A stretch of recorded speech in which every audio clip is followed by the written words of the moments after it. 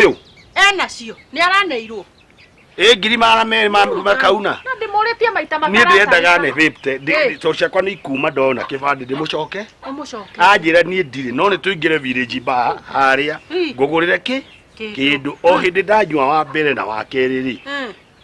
Aranjiria kumbirirwo ni mahikitangi. Kumbirirwo ni mahikitangi. Kumbirirwo ni mahikitangi. Ageragia guhura oi kumakarema. Mahiki. Niguo turahitania nake ndiramwira mugurire uragura njohi handu haha ahoguo anjira iko niguo ngwaria thie nie ndirehera hau ndiramweherera riu niguo ndacoka gwiciria atiriri ndi gwakwa muthetwo atigana ira utukuri ndirore kana ni arakinyire wega muriu ndakwira na ndanagicoka ona ngukaga nengere 10 ni horahorie gwakwa kamuira riu ndie kana akiri kindu atigia ndakwira oka nginya nguo ndari yena macuka itoya rauga ati angararutire metha iguru ni ndirakimenya ni metha ciako nie tikai ni kibande kiagiria nyone ciakwa ciakwa kibande giakwa kiarirwo ni ng'ombe oguo giketio na thara gigaikio muharati-ini ng'ombe yerora kibande giakwa hau irari ya maratathi we muthe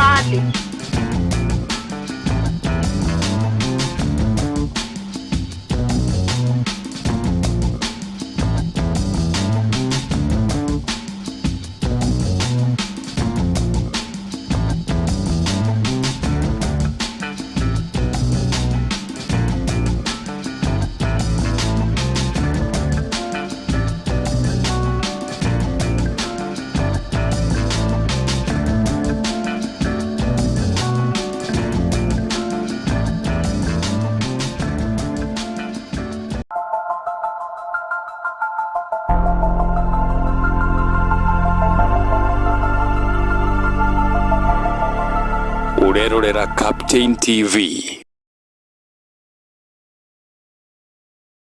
Nĩ mũthia wa wiki twaingira muthenya wa Sunday shifi guku Captain TV tuigaga Ngai mbere maundu-ini mothe tukamwambararie kuma thaa 1 ya kiroko nginya thaa 5 thaa 5 nginya thaa 9 tukamukumia gigatoreki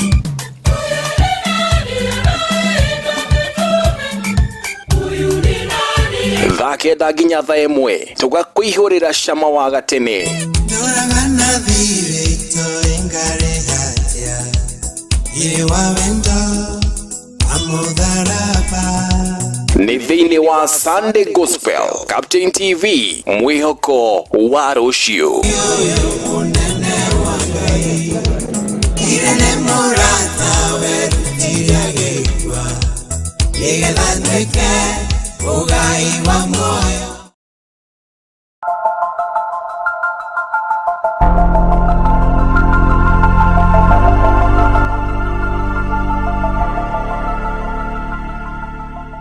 urerorera Captain TV mwihoko wa rucio.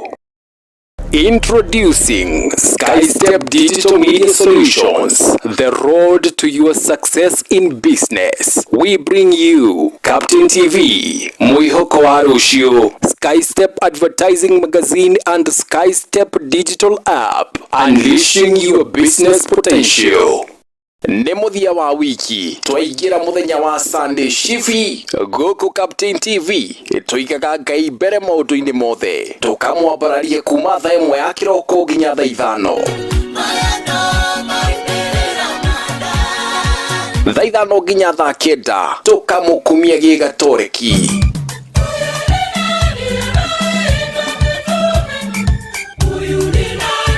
thaa 9 nginya thaa 1 tugakwihurira cama wa gatene ndoragana thirito engare hatia ire wawendo amudharaba ni thiini wa Sunday Gospel Captain TV mwihoko wa rucio unene wa Ngai irene murata werutiria gikwa yegethanweke ugai wa moyo. For all your property management needs, think Jeva Developers Limited. We are a full-service property management company that does it all. From inspection, lease agreement, rent collection, evictions, marketing and advertising, repair and maintenance, dedicated to creating seamless management structures to assist you in making informed decisions. Property management can be a stressful and a cumbersome task. Let Jeva Developers expertise help. We are located in Nanyuki Professional Center, 2nd floor, East Wing, room 203. Call us on 0740 725113. Jeva Developers Limited. Together we grow.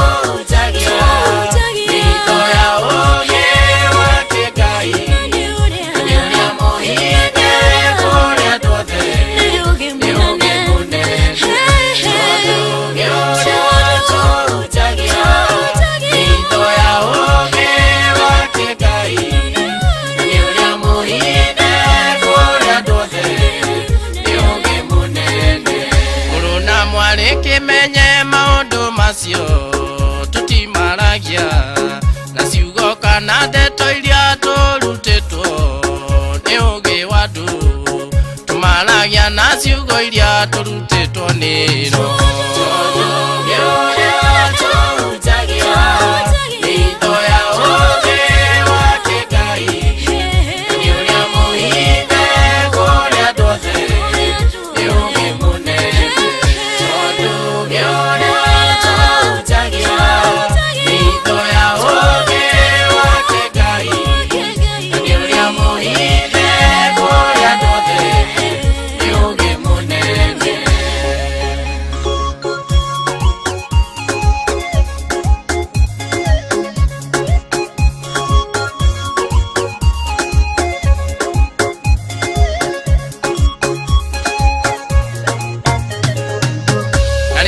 Mwathani tondu nĩ watũheire kĩheo gĩkĩ tũteithagie gũtũra ta mwako waku tene na tene tũhunjagie kiugo gĩaku na ũũgĩ waku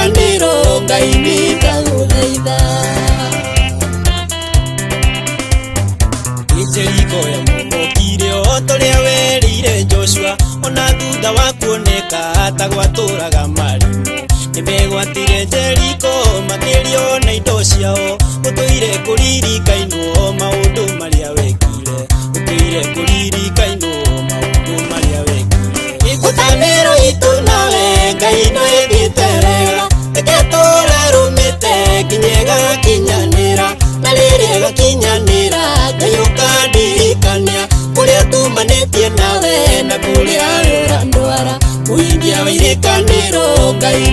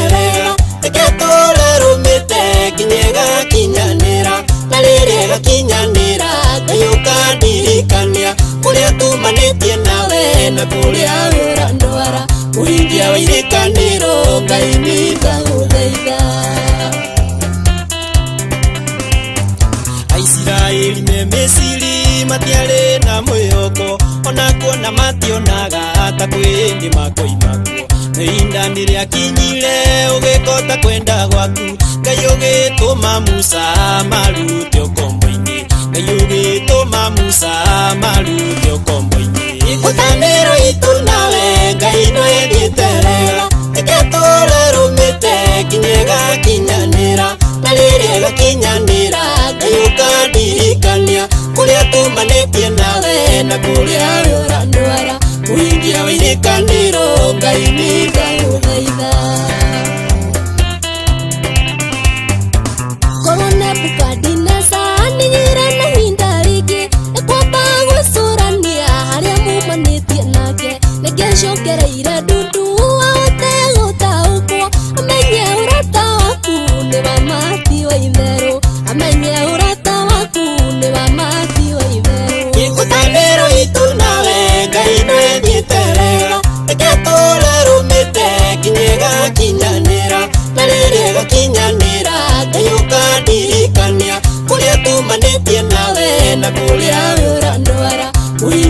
wirikaniro Ngai nĩndagũthaitha Ndũkanareke nyuno thimo nĩ arĩa marĩ ũthũnani o aciothe matendaga kuona rĩrĩa ngũtherema mahotithie gũtaũkwo na makĩria makũmenye matũre meonagĩra irathimo itarĩ mũico matũre meonagĩra irathimo itarĩ mũico ngwatanĩro itũ nawe Ngai nĩĩthiĩte wega reke tũre rũmĩte nginya ĩgakinyanĩra na rĩrĩa ĩgakinyanĩra Ngai ũkandirikania kũrĩa tumanĩtie nawe na kũrĩa we ũrandwara mũhingia wa irikanĩro Ngai nĩndagũthaitha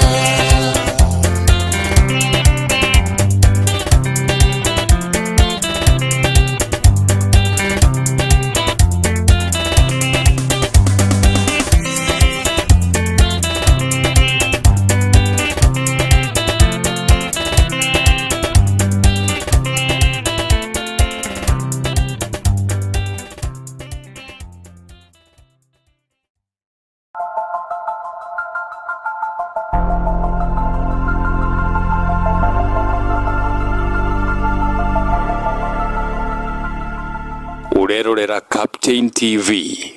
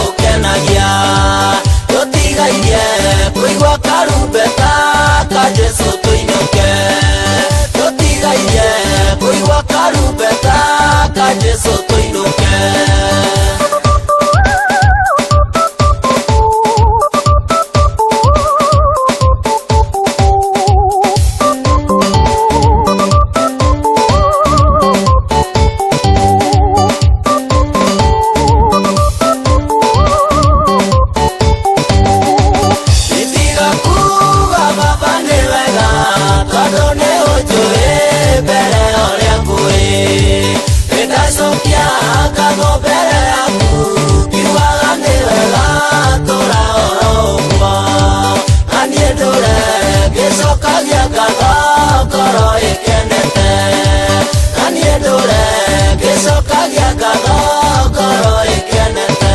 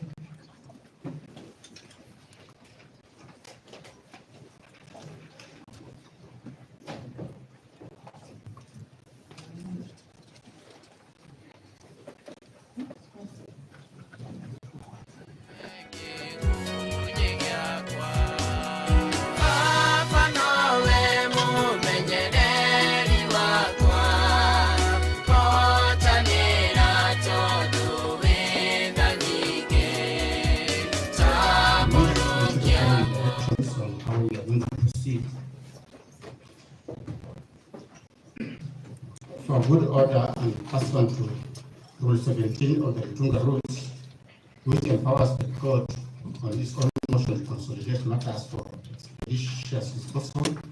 The following petitions are hereby consolidated. Petition number E 365 of 2024, where petition E 013 of 2024, E 014 of 2024, E 015 of 2024, and a petition E 565 of 2024 shall be the lead file. All filings henceforth shall be made in the lead file.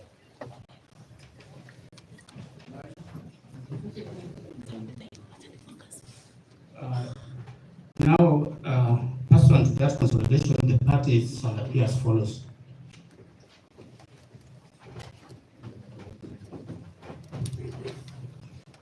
Okay, so the new order of appearance respect the parties will be as follows. HA, Rigathi Gachagua, will appear as the first petitioner.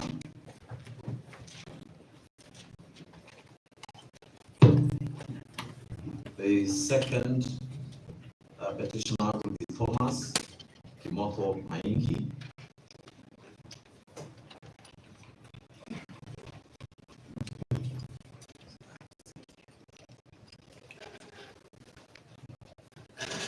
The third petitioner will be Honorable Jane Jerry Maina.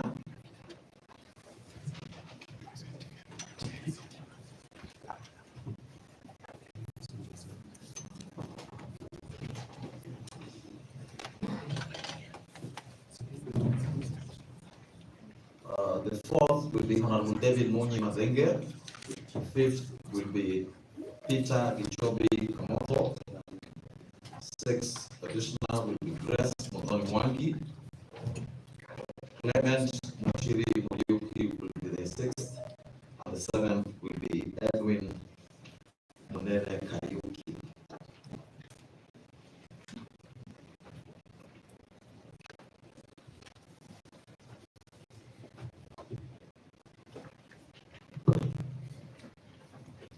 The respondents will appear as follows. First, to the fifth respondents, as they appear in E.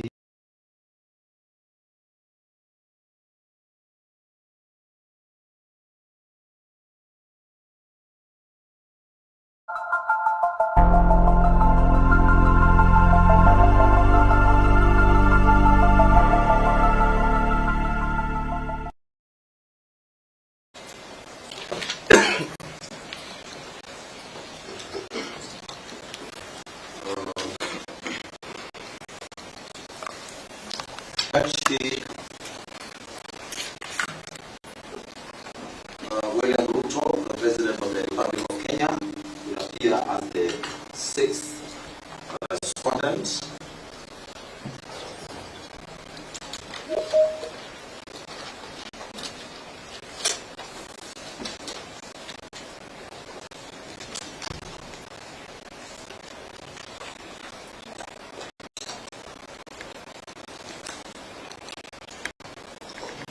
And the interested parties, the first interested party will be LSK. That's first interested party.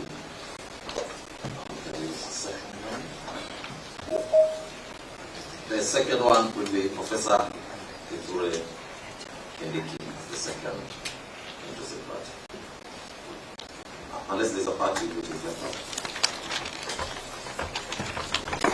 This is my lord with your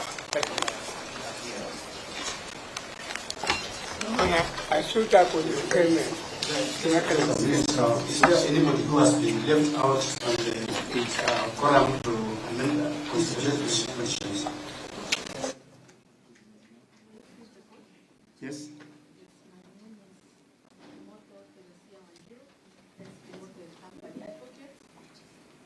I was left out in the morning with petition E013 of 2024. I had not been notified, and therefore I learned of these proceedings on the Nation TV, and I decided to come. So therefore,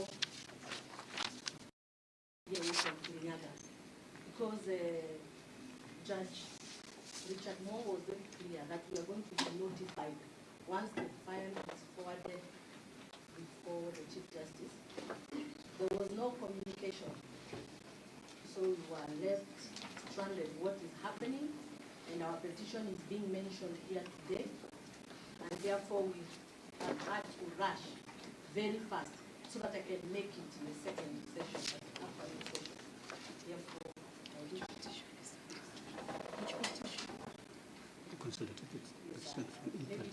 Which petition is that? Petition E13 and E14, Kargoya. Yes, it was consolidated and we were told that we are going to be notified. However, we were not notified. I just learned of it today on the TV at 11. So we had to rush really fast to the border so that we can understand what is happening and perhaps clarification purposes. Is there anybody who has been left out of the... My Lord, with the permission, Yes. just to draw to the court's attention, there is an application lodged on behalf of an very interested party in the name of United Democratic Alliance, which can be considered as an appropriate state. Thank you. Intended interested party or interested party? It's an intended. He has not been joined us as yet. And on the parties, Yes.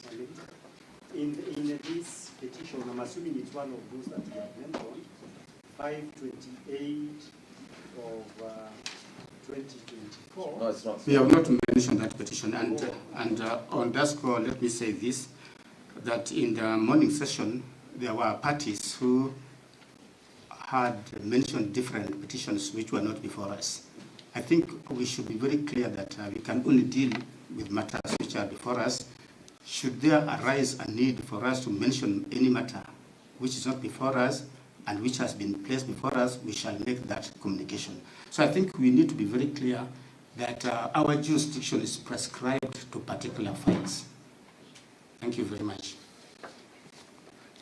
My Lords, Your Ladyship, permit me to request that in E565, in which the Deputy President is a petitioner, and E015, in which the Deputy President is a first interested party.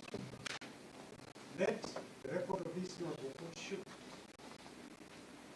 that we were not given an opportunity to be heard on the issue of consolidation. And the record shows the court has acted of its own volition in the normal practice, even under the Matunga rules, to accord parties to state their views on proposed consolidation. This is a total issue. We were not asked to do.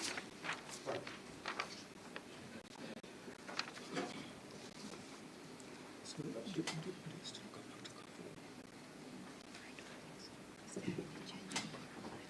Your Lordship, we have had the order that has been granted by the court, consolidating the matters and creating another lead file. And that creates the problem you are trying to address in the morning, Your Lordships. That now this bench has created 2 lead files. We have 6 files that are before you, Your Lordships, with the lead file being E522. Which files are not before you? We have now created another lead file, E565. Your Lordship, those are some of the issues we were trying to raise in the morning. That if those other files were before you, this confusion would not be rising. Mr. Ndegwa, there is absolutely no confusion in these matters. Let us not bring confusions where there is none. I think in terms of consolidation, we have cited the rule under which we have acted, Rule 17 for avoidance of doubt of the Matunga rules. I think we need to move forward. Yeah, and my Lord, States, on behalf of the respondents, we confirm that we are ready to move forward. I think too much time has already been taken on issues that are not being discussed. Save, we would like to make two proposals. First, we would like, my Lord, having read what has been filed by our colleagues this afternoon, we would like to propose that their application for recusal and this application questioning how the panel was put together should be had together for the very simple reason that they rely on the same set of arguments and facts. And I draw your attention to paragraph 5. They say that the impartiality of this court, the one we are before, has been questioned. And at the end of their prayers, they say that it is therefore in the interest of justice that this honorable court recuse itself. It would be gravely injurious to the respondents if they were allowed to prosecute this application, take one bite at attacking the court, and however the court rules, bring the other application for recusal and take a second bite. We would like to argue both of them together. Secondly, we would like an allocation of time, because it is quite clear to us that in the absence of directions allocating time, we are going to have another long afternoon of long-winded speeches that do not address the specific issues. We are willing to say in advance that whatever time you give us, if you give 10 minutes each, we shall accept. If you give 15 minutes each, we will accept. We cited the applications. We cited the applications.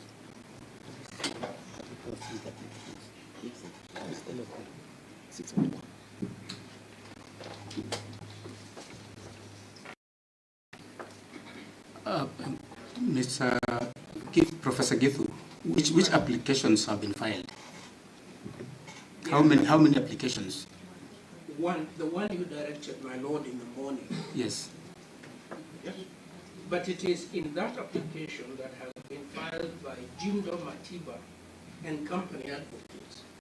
That is the application that seeks, on the one hand, that questions how this bench was appointed, and on the second hand, it requires the recusal of this bench. So for avoidance of doubt, it is one application. It is one application. There are 3 applications.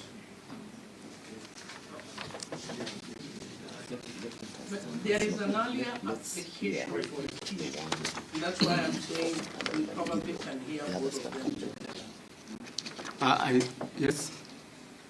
I'm sorry, my Lord, my lordships and my lady, I just wanted to remind the court of Article 159 of the Constitution.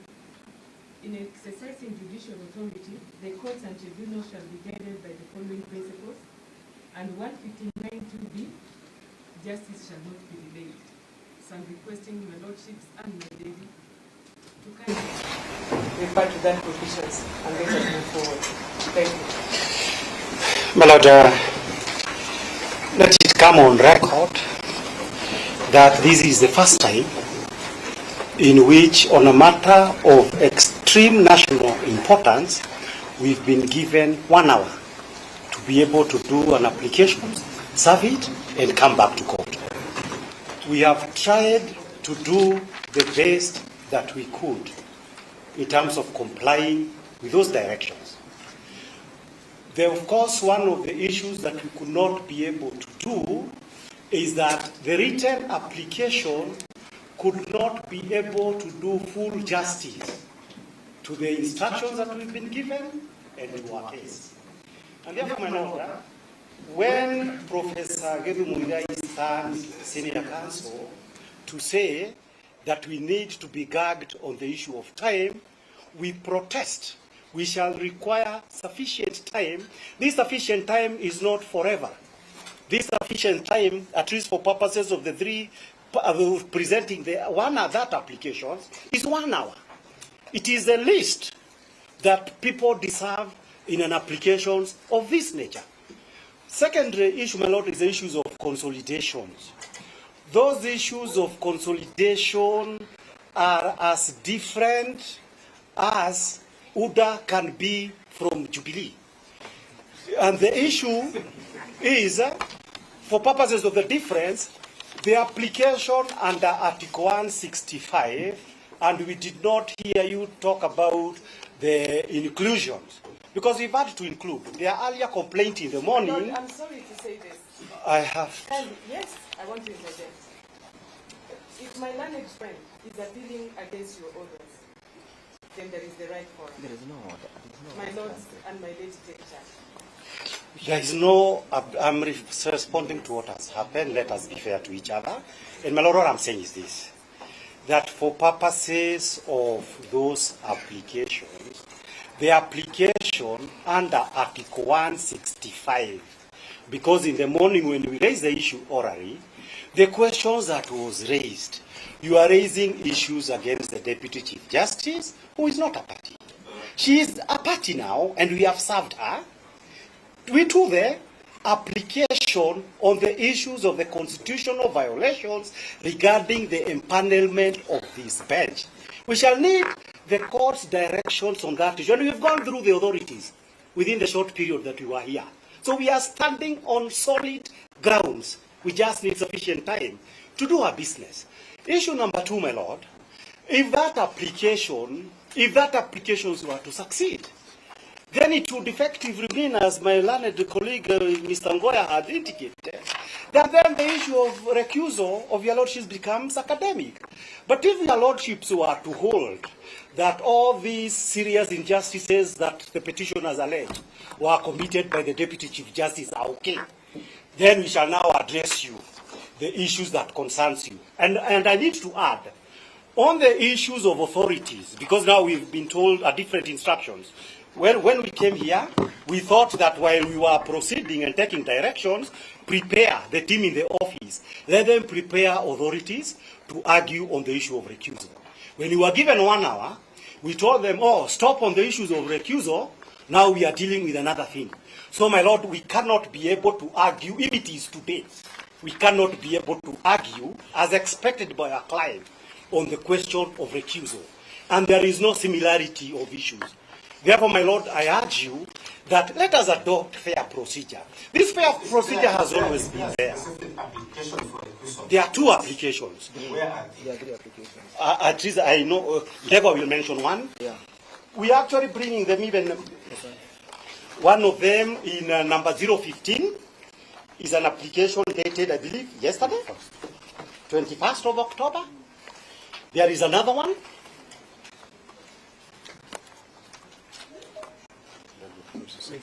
The other one, Deborah. Yes, my lord. E0. We'll deal with the application before us. My lord, may I please you?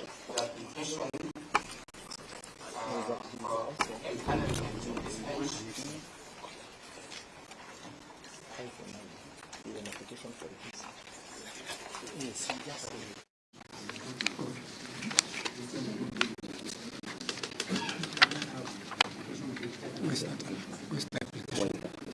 Where's the application?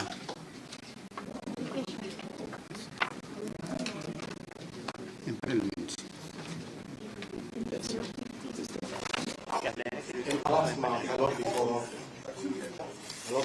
Before you give the directions, with my learned Ms.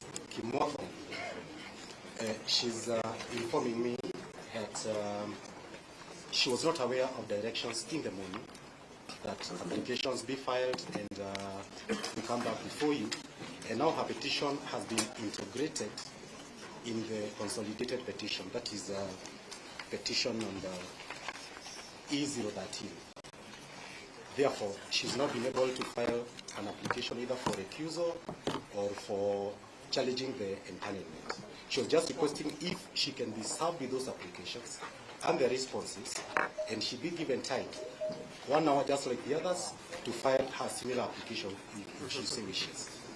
Because now she's participating in a proceeding, she did not directions. Council, listen to this and listen to this very carefully. All of us acknowledge the momentous import of the proceedings before us. And all of us are enjoined by the rules of natural justice to do what is right. This bench is not going to be taken round in circles. We will not be taken round in circles. We are here to do justice for the petitioners, justice for the respondents. And anything which is intended to delay these proceedings will not be acceptable because both parties have come to this court under certificate of urgency. Let us be very careful how we argue our matters. We want everybody before us to get justice. That justice will not be possible if every advocate who stands up wants to take the cause in cycle. We will not allow that. I'm making final directions on this matter. The matter which we are dealing with is an application dated 22nd of October 2024 by Jindo Matiba and Company Advocates. It seeks orders under Rule 3 of the Constitution. We are dealing with the issue of empanelment. And then after that, we'll make a ruling for the way forward. So let us proceed. Let us be courteous to each other. Let us be courteous to the parties before us. Parties before us are very okay, but let's not be a theater by advocates to derail the process. I beg you. On the issue of time allocation,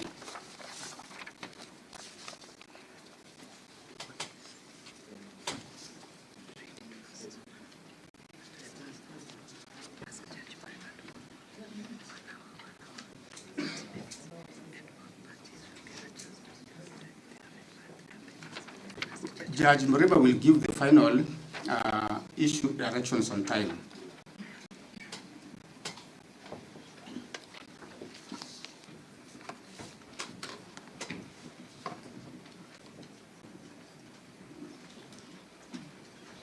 Okay, this is how we'll proceed. The applicant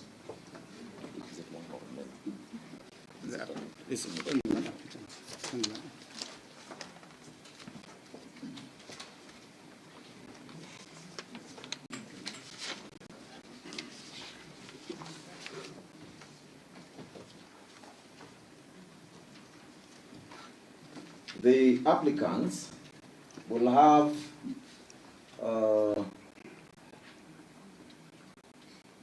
20 minutes to argue their application. Any party in support of that application will have 5 minutes to support that application. And the respondents will have 7 minutes each to respond to the application, as well as any other party which will want to respond to the application. We are aware that there could be parties who, for the good reasons given, may not have filed anything. But we also appraise ourselves of the fact that the issue before the court is an issue of law. Therefore, we'll give you time to make submissions on the issue. May I please? The client, I and my colleagues represent is the subject of the removal of the subject of his pleas to the court. The application for the constitutional bench is made in E015 by my friends, so that effectively the subject matter of removal is being given only 5 minutes. I plead with you, give us 10 minutes. How long do you need? 10 minutes. I would have said You have 20. 10 minutes. You have 10 minutes. Thank you. My Lord, can I be heard? Can I be heard? Yes. My Lord, I received the instructions yesterday from Kishore Syria.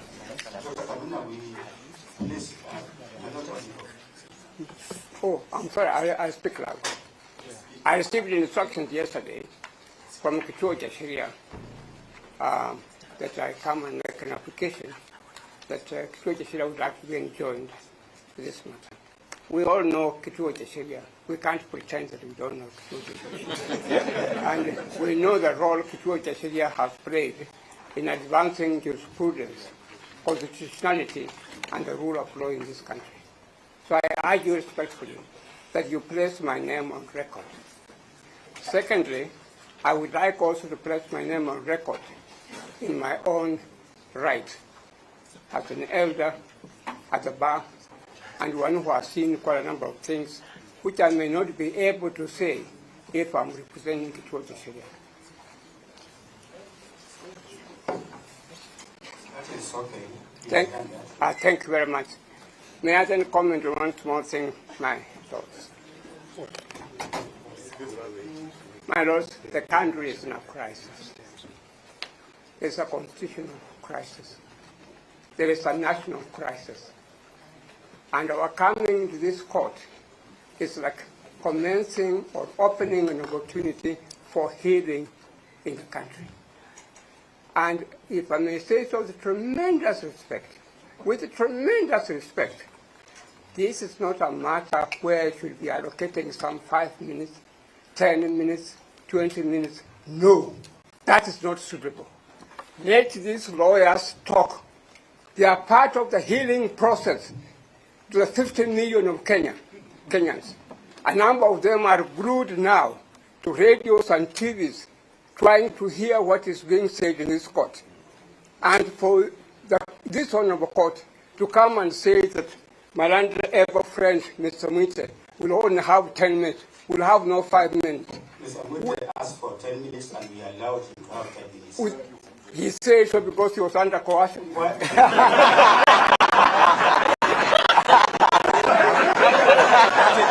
is correct.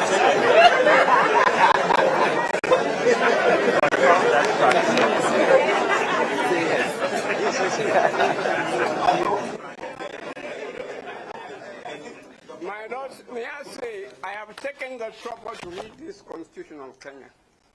I have taken the trouble to read constitutions of other countries. In fact, the way things stand at the moment, the constitution law is going in such a manner that it's no longer confined only to Kenya. We can have a concept of international constitutional law. And if you read that law, including the American law, which I've taken the trouble to read, and which I've had access to it for many years. Dr. Kavuna, we made proposals and we gave directions. Apparently, you are not satisfied. What is your version? What would you want us? You want to give everybody how much time? My Lord, forget about the concept of time. Forget, where are we heading for? What are we heading for? So, yeah, we want the country to wake up and to revive and to give the life to the country. The country is Kenya, if you don't know what I'm talking about. Your Honor, let the lawyers say what they want to say. This should be part of the healing process of the whole country. Dr. Kavuna, I ask you. Yes. We have given directions on time allocation. Your hands are not tied with respect. Okay, tell us, just tell us, in your view, how much time do you want us to allocate parties? What I'm saying to the tremendous respect, my Lord, we talk about time in civil matters and so on. But we are dealing here with the issue of impeachment. Issue of impeachment of the deputy president. It's not a small matter at all. It's a matter that is starting the whole nation. It has paralyzed the nation. We have heard you, Dr. And Kalina. let Paul Meter be given as much time as he wants. Let the professor be given as much time as he wants. Let the Honorable Attorney General be given as much time as he wants. That is the healing process. And from this court, we shall all march forward with confidence. If I may quote Mutajo Makinyata, kifua mbele na matako nyuma.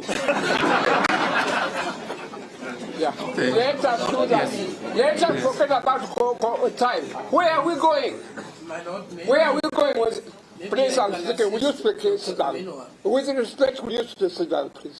Khamino is talking. Will you sit down? It doesn't matter what you call yourself. Will you sit down, please? Yeah.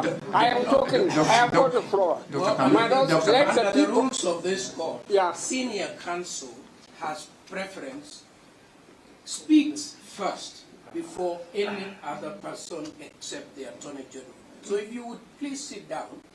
I will not speak down. We're not practicing law. You are still doing breastfeeding. That is not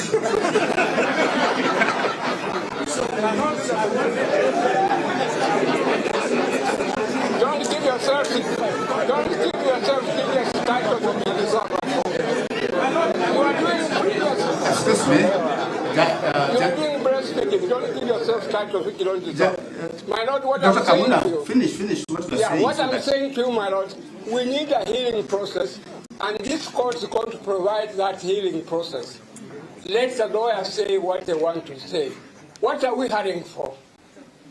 Let us not have some people calling themselves professor or senior counsel titles that don't mean anything at all when it comes to use. I think they mean something, Dr. Kalina. They do mean something. Something means something when it is you and you approve it.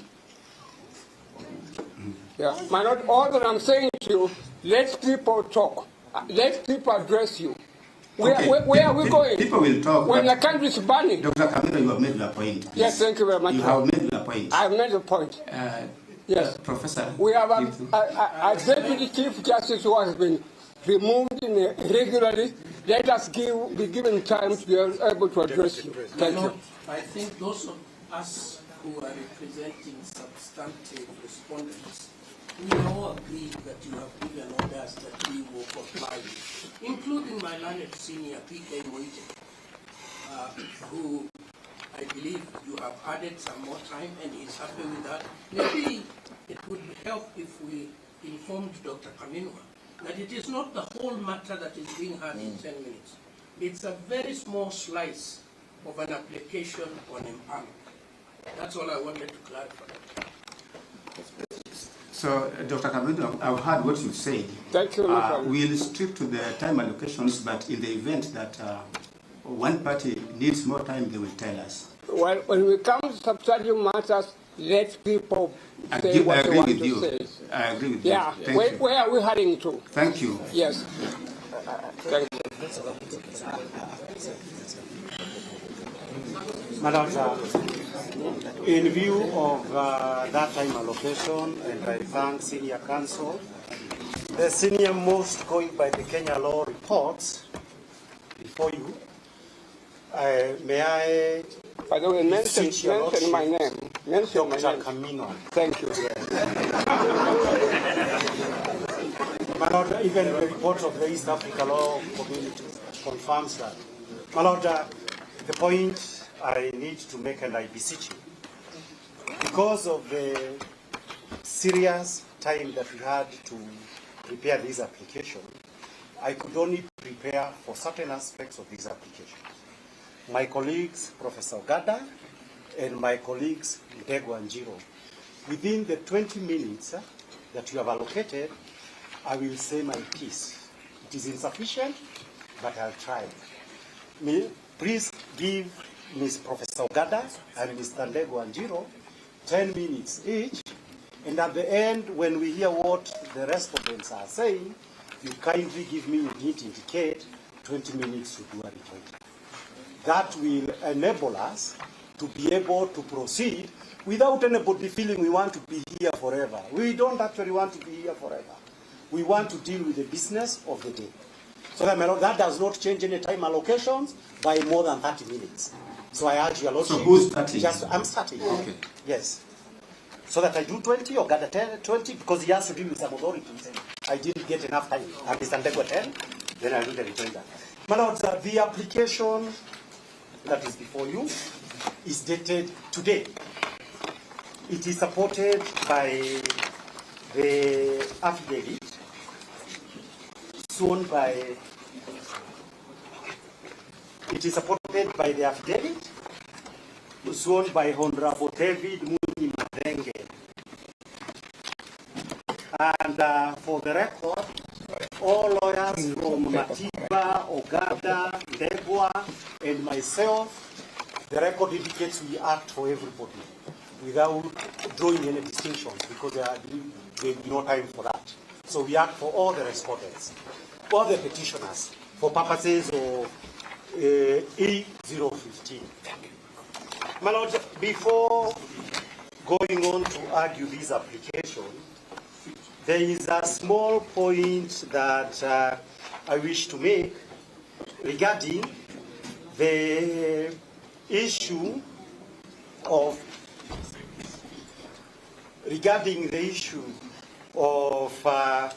why are we having a situation where to everybody watching we seems to be following an unusual path. My Lord, there is one simple, substantive issue of procedure that we need to point out. The petitioners are before you on account principally of the violations of the Bill of Rights. The petitioners are also here on account of the relevant provisions of impeachment. The petitioners are before you, my lords, on account of the fact that the business that the framers of the Constitution ordered, one, for appointment of a nominee to take place within 14 days, and for Parliament to do it within 60 days, somehow happened within 4 hours. My Lord, those are the principal reasons why we are here. And what is the immediate context? The immediate context, my lords, and why we are here, is that when petitions are filed, the duty of this court under Articles 19 all the way to 25 is to ensure that it decides whether or not the violations as alleged by the petitioners has taken place. My Lord, the way in which the law, and this is express positive law, requires that to be done is by way of a judgment. By way of a judgment is the only way that the people of Kenya would be satisfied. Have these rights been violated or not? In order to ensure that that judgment, which is the express constitutional mandate, is given in circumstances that are not academic, Article 23 of the Constitution provides that conservatory orders may be given. When this matter went before your brother judges, probably a sister also, in their wisdom, they directed this matter as such enormity that we need to preserve the subject matter. That subject matter, my lord, the preservation of it would be to ensure the relevant office remains vacant until this case, through a judgment, pronounces itself. But my lord, why are we here and why is there a heated discussion? We are here and we are having a heated discussion because what is the clear intendment of the Constitution is being circumvented, so that's to ensure that the subject matter is not preserved. My lord, this would be akin to a situation in which somebody comes and says, I am being evicted and my things are being removed. A court says, stop the eviction process up to where it has occurred. Then the respondent comes and says, no, leave those orders so that I can carry those things that it is alleged I was unlawfully taking. So that, my lord, in the face of the fact that what conservatory orders are supposed to serve, I beseech you, and I believe the entire country would expect that there has to be preservation of the subject matter of the applications. So that, my Lord, now, that being the context, it is absolutely important that we do not lose sight of the moment. It is heated, one, because there was a sitting on Saturday. Before application responses could be made, we found ourselves here. We were supposed to come here on Thursday. We are here on Tuesday. So that, my Lord, and there are a lot of matters that directions must be given.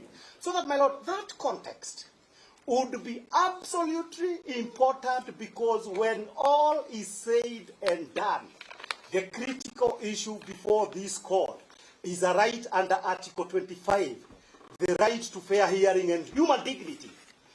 Right to fair hearing and human dignity cannot be violated even during an emergency. Background, I ask you, and we shall be asking you, because that is the context where all these things are happening, that you ensure that whether heaven falls, the High Court must stand up, if for nothing else, for the right to substantive prayers, my Lord, is the fact that the Deputy Chief Justice, under Article 165, does not have the power to appoint or assign, as the words used by the constitutions, members of a certain court to hear the matters. My Lord, Article 165(4) is very clear. Where the constitution says the president and Article 149 can nominate Kindiki, there is no argument that is made that a minister or somebody else can be made. We expect that there can be no feasible argument where the constitution has expressly said that the Chief Justice shall do something. The Chief Justice in this case did not empanel this bench. My Lord, we are urging this honorable court to make a finding that unless the constitution is interpreted or amended to give the Chief Justice, the Deputy Chief Justice, the power to empanel a bench by express reading of the Constitution, she cannot be able to do that. Issue number 2, my lords, is that it is not for nothing that it is one of the biggest occasions that the senior most judicial officer is the one that the people of Kenya, judicial power in the first place, vests in the people. Power by express words of the Constitution, or to do this appointment and to act under Article 165, was vested on the Chief Justice. It is not by accident. It is by the express intention. So that, my Lord, on the face of it, when a state officer who is not directly mandated to do something ends up doing it, under public law judicial review, it is done every day. You did not have the power under statute or the Constitution to do that. There are so many cases, starting with Madhu versus Republic. I think it was sometime in 1974, where somebody at City Council did something where the law did not allow that person to do that. So that, my Lord, all these cases we are aware of. So that, my Lord, as far as Article 165 is concerned, we submit that that is not possible. But, my Lord, this argument is developed a little bit further by the petitioners' applicants. Because the petitioners' applicants are saying that the Deputy Chief Justice, having usurped the powers of the Chief Justice, she proceeded to do two things. One, to sit at night to appoint a bench, and to authorize that bench that sat on Saturday to conduct their business on Saturday. My Lord, those are irregular, because as we are saying, when this is not a matter of public emergency. Of course, it was a matter of public emergency before the National Assembly and before the Senate. But because of the timelines we've given you, my lords, it is not a matter of public emergency. But having found herself in that situation, she decided to treat this matter as one of public emergency. Then, my lord, she directs come and sit on Saturday. We have set out in our applications and in our affidavit. There must be certain circumstances under our laws, the High Court Administration and Organization Act, that can justify for any bench to sit outside on Saturday and Sunday. There must be express reasons. Those express reasons, as we sit here, are aggrieved. We still do not know them. And if we do not know them, every Kenyan who would be aggrieved by a decision made in these circumstances would have every reason to be concerned that from the word go, there was a conspiracy to commit injustice. My lord, all of you have been honorable members of the High Court. There cannot be, where there is no public emergency, for occasions to arise that for the first time you would effectively be accused. You engaged yourself in a conspiracy to undermine the constitutions and to defeat it in a manner that would amount to treason. So that, my lord, the point that we make is that in the absence of a public emergency, what has so far happened is not only just unconstitutional, but something that would amount to violation of the Constitution and something that would amount to violations of the Penal Code as far as the issue of observing justice is concerned. My lord, for argument's sake, we proceed to make that argument. Let's assume that there was an emergency. We submit there was none, but let's assume there was one.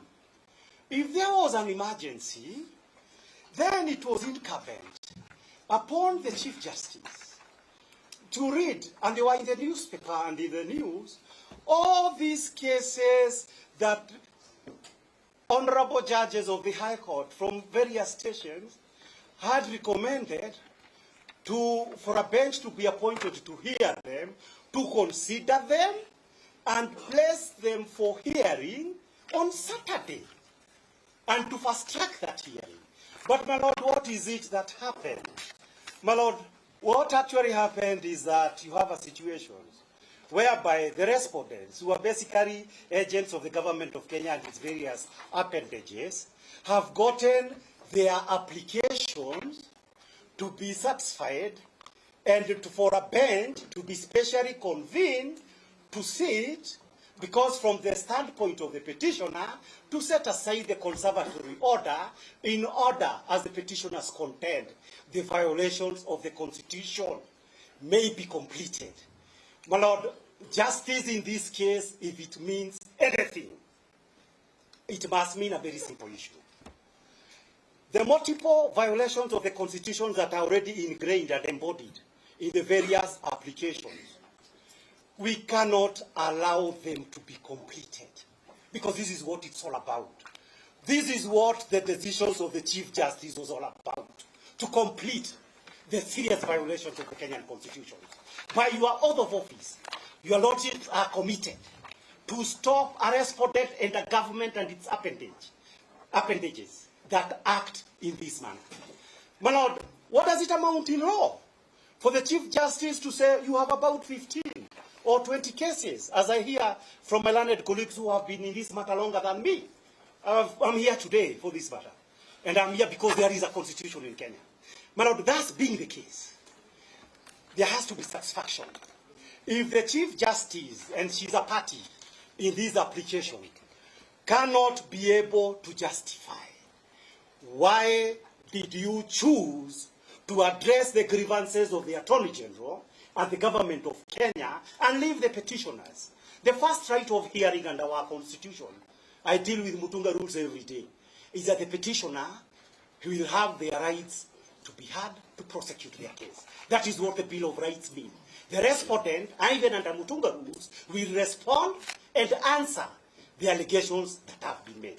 But, my lord, where the Deputy Chief Justice chooses to fast-track the grievances of the alleged violator, common sense has to be affected.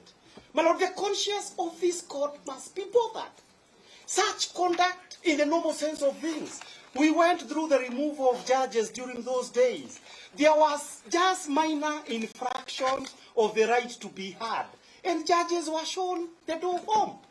But my lord, here it is a systematic decision consciously made that would have very harmful effect for the jurisprudence of our country and for the meaning of our constitution.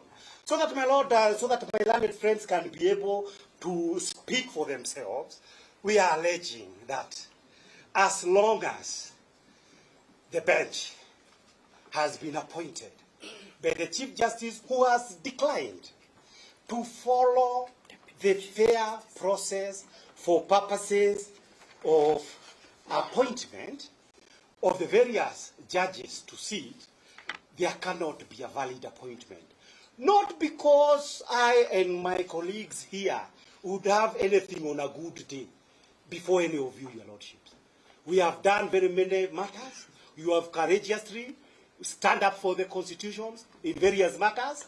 But my lord, unhappily, we have to be the ones saying that it would appear to a section half of this country, if not 3/4, that you have been enlisted in service of the violations of the constitutions. My lord, that may not have happened, but that is the only way reasonable people would be able to interpret all this, particularly against the background that even the Gen Z were abducted. The substantive Chief Justice did not empanel a single bench to sit on Saturday or on Sunday. That is why but the context in which this matter must be viewed. My lord, there are certain authorities, my learned colleagues will go through them, but I need to mention at least two things. My lord, of course, the arguments would be made. I think there was some time back, probably in the Okio Mtata case, my learned colleague will clarify, where the Deputy Chief Justice, the same Deputy Chief Justice, made an appointment. There was no substantive Chief Justice at that time. There was a decision that was saying, this is administrative. That decision is not binding. But my lord, more importantly, now that this issue is arising directly, this court must retire, make a very reasoned decisions to settle this issue. Whether in every other case in which the constitution or statute says so and so will do this, if that so and so does not do it without failure, the High Courts and the Court of Appeal have always held there was no jurisdiction. An order of certiorari have always issued. It shouldn't be different in this particular matter because the power belongs to the Chief Justice. Now, the second issue is a decisions, I believe, one of you was involved, and which is that case? I believe it is a case of Okoitio Mtata versus JSC, and the decision in that decision was that at paragraph 29 to 38, basically it says that where there is a substantive Chief Justice who is a state officer, she does not cease to be a Chief Justice in this era of technology. And accordingly, the Chief Justice, the CJ, does not have authority under the constitutions to assign roles assigned to that office. So that, my lord, in this case, even assuming that in writing the Chief Justice had assigned this role to the deputy, and that has not been alleged, it would still not be good enough, because wherever that the good Chief Justice might be, this is something that she could have done as expected her. And the people of Kenya obviously would be interested because of the nature of this matter. Why would the Chief Justice abdicate to do her job and let her deputy to do a job in a manner that aggrieves the petitioners? That is an important question, because it is the job of the Chief Justice. There is a huge mandate that is given by the Chief Justice. Do your job with the entire authority that your office carries. So it cannot just be that it is for the Deputy Chief Justice who has usurped. It is also abdication. What would be the basis for abdication? The Chief Justice not to do their job. The other case of, just 1 minute, 1 second. The other case of, I think my learned colleagues, so that it can be fast, I don't want people to knock me. My learned friend can, do have, let him do his 10 minutes, then he can do his 10 minutes. Thank you. Thank you very kindly, my lords, my lady. I'll only highlight a few issues which are legal. I'll move from Article 1 of the Constitution, your lordships. That Article 1 has created organs of government. Among them is the organ of the judiciary. And it has clearly provided, your lordship, that the people of Kenya, in exercise of their sovereignty, they have delegated their powers to those organs. In this case, the power under Article 165, Clause 4, is exclusively delegated to the Chief Justice. Your lordship, in administrative law, it's right that a person who enjoys delegated powers cannot further delegate those particular powers. In this case, in this circumstance, your lordship, it is not known to the petitioners under what circumstances the Chief Justice may have delegated these powers to the Deputy Chief Justice. It is our humble submission, your lordship, that the powers and the functions under Article 1 are not capable of being delegated. Further to that, your lordship, you seek leave under Article 159 of the Constitution, which provides that, your lordship, that judicial power is derived from the people and shall be exercised by the courts and tribunals established by this Constitution for and on behalf of the people. That article, again, clearly indicates that this power under Article 165, Clause 4 is not capable of being delegated. How about, your lordship, in the Constitution? Your lordship, I invite you to look at Article 260 of the Constitution. It provides if a function has been created to be executed by a particular organ, it is only that organ that is capable of executing that particular function. And for the question of further delegating that particular function cannot arise so as to say that the Deputy Chief Justice had the constitutional mandate to appoint this bench to adjudicate over these particular files. Your lordship, we have put up a case that the Deputy Chief Justice has not only violated the Constitution, but also violated the rights of the petitioners to be heard under Article 50 of the Constitution. When they move to appoint a bench of this, the bench, and fail to notify the parties herein as evidenced by the counsel appearing for the petitioner in petition number 14, it tells your lordship that the expediency for which it was done was so as to meet the objective of setting aside the orders that were granted by your brother Justice Mwongo and your brother Justice Mwita.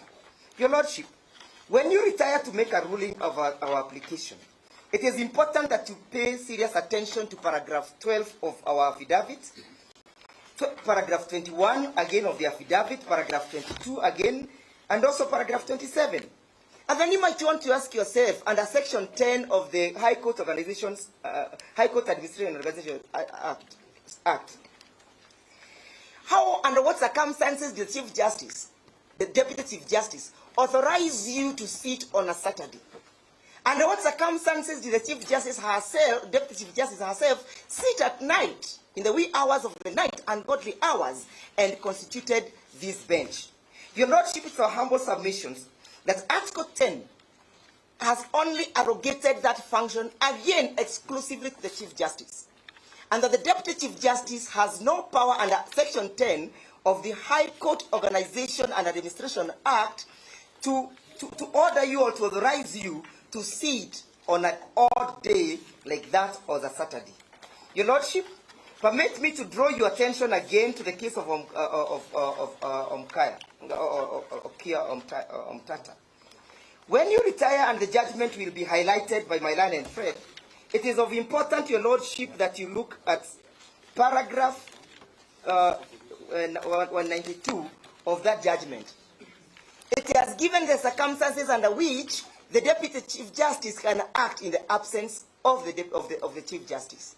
One is if the Chief Justice is indisposed, if he resigns, if he is dead, or if he is voted out of office. The question of leave, to which we are submitting without knowledge whether that is the circumstance that led to the allocation of powers by the Chief Justice, is not one of the grounds or reasons that the Chief Justice can exercise, the Deputy Chief Justice can exercise the exclusive powers meant for the Chief Justice. Finally, Your Lordship, all these averments contained in our affidavit have not been controverted by the respondents through a replying affidavit. They have only filed the grounds of opposition, to which they shall bring to your attention the case of Conchela, which has been distinguished by the case of Okia Omtata. The grounds contained in our affidavit, Your Lordship, are uncontroverted and they must be admitted as such. I beg to rest my case.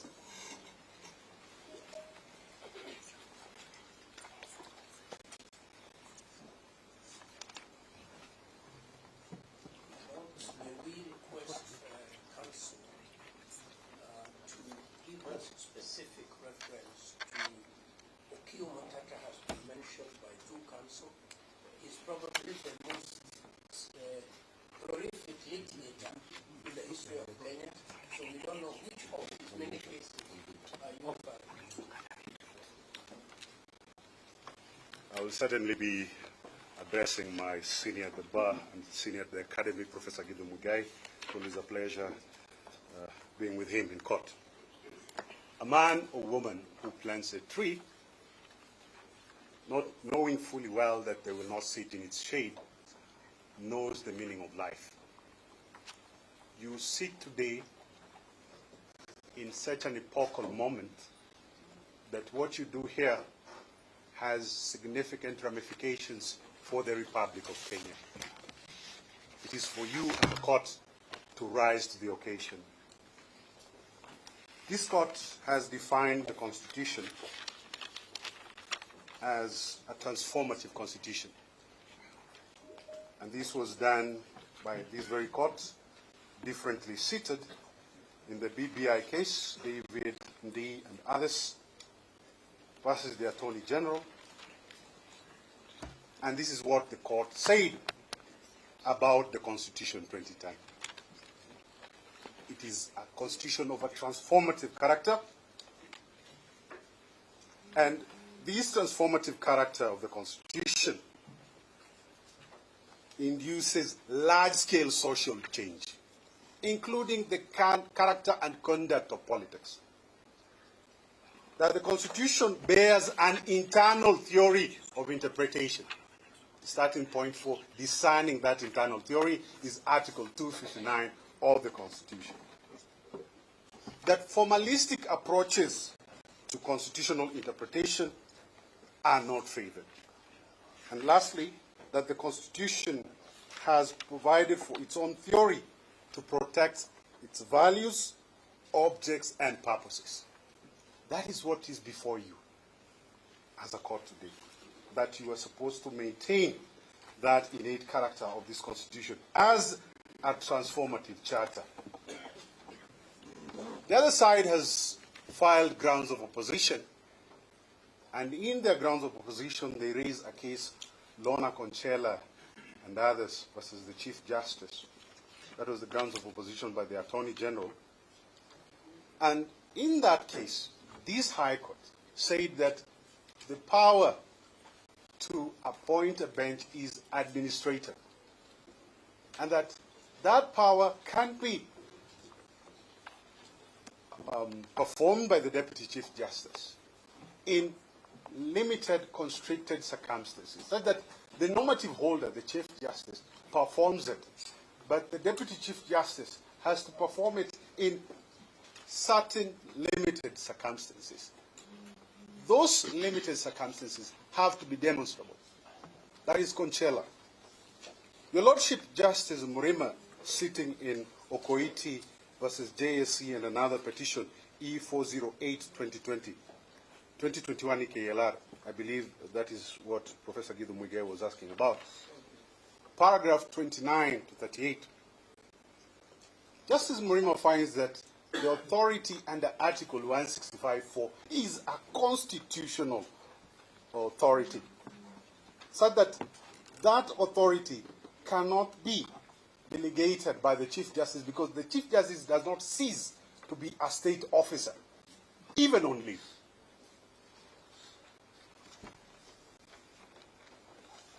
We have another authority here, Petition 31 of 2013, Kenya Medical Research Institute versus the Attorney General. This is found at 2014 EKLR at paragraph 37. Kenya Medical Research Institute versus the Attorney General and 3 others, 2014 EKLR. This case at paragraph 37 says this, that the Chief Justice and the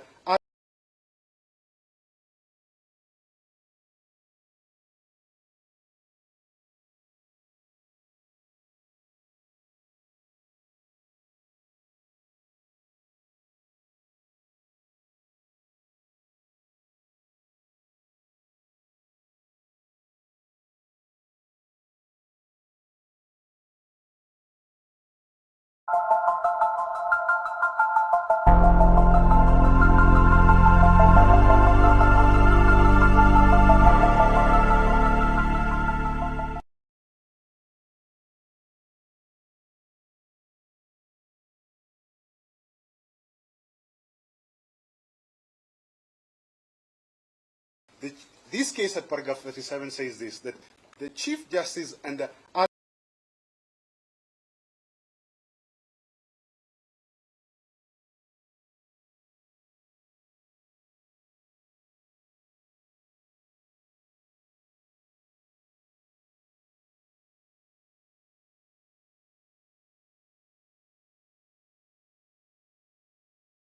to act as Chief Justice, and for what purposes?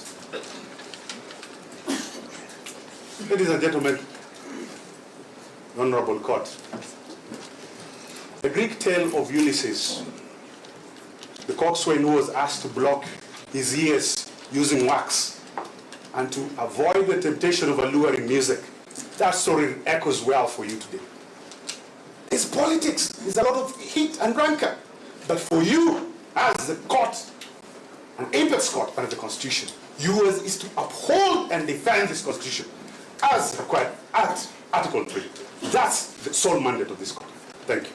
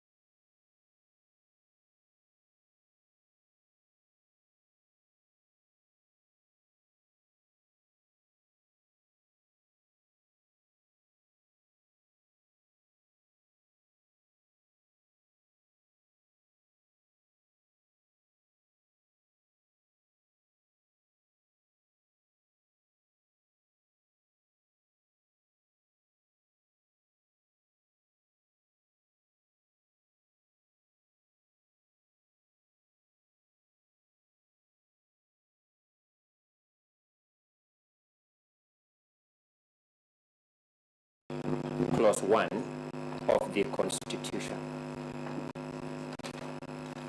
Article 141, Clause 1 of the Constitution provides, and I read, that the swearing in of the President-elect shall be in public before the Chief Justice, or in the absence of the Chief Justice, the Deputy Chief Justice. It's very clear. It says who must do and what will happen in the absence of that person.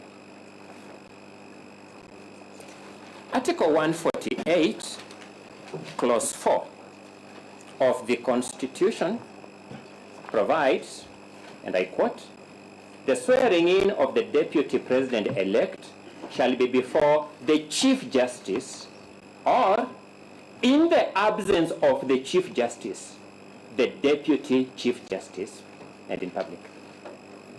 Another very clear stipulation about our Constitution of what the Chief Justice can do and what will happen in the absence of the Chief Justice. Then we go to Article 165, Clause 4. I want to emphasize one thing, my lords, my lady. You notice that Article 141, Clause 4, Article 148, Clause 4 come before Article 165, Clause 4. The makers of the Constitution were aware of what would happen in the absence of the Chief Justice while drafting Article 141, Clause 1, Article 148, Clause 4. Let us see what they said at Article 165, Clause 4. They said, and I quote, that any matter certified by the court as raising a substantial question of law under Clause 3B or D shall be heard by an even number of judges, being not less than 3, assigned by the Chief Justice. Full stop. I'm always encouraged by an article my mentor, Professor Rigathi Gachagua, wrote many years ago called Political Jurisprudence or Neutral Principles. Another look at the problem of constitutional interpretation. And Professor Rigathi Gachagua makes an important argument that decisions of constitutional courts must be formulable in such a manner that they would apply coherently to all subsequent cases of similar facts. I'll not read these names in full, but you now know that if we approach this court and read for it Lena Conchella, the decision already alluded to, it will appear that this court's position is this power by the Chief Justice is administrative. If we approach this court and read the case of Kemri and the case of Omtata, both of which have been referred to by my learned colleague Mr. Gada, you'll notice that the power under Article 165 is not administrative. The court says so, and my Lord Judge Murima, you contribute to that jurisprudence. It is a constitutional imperative.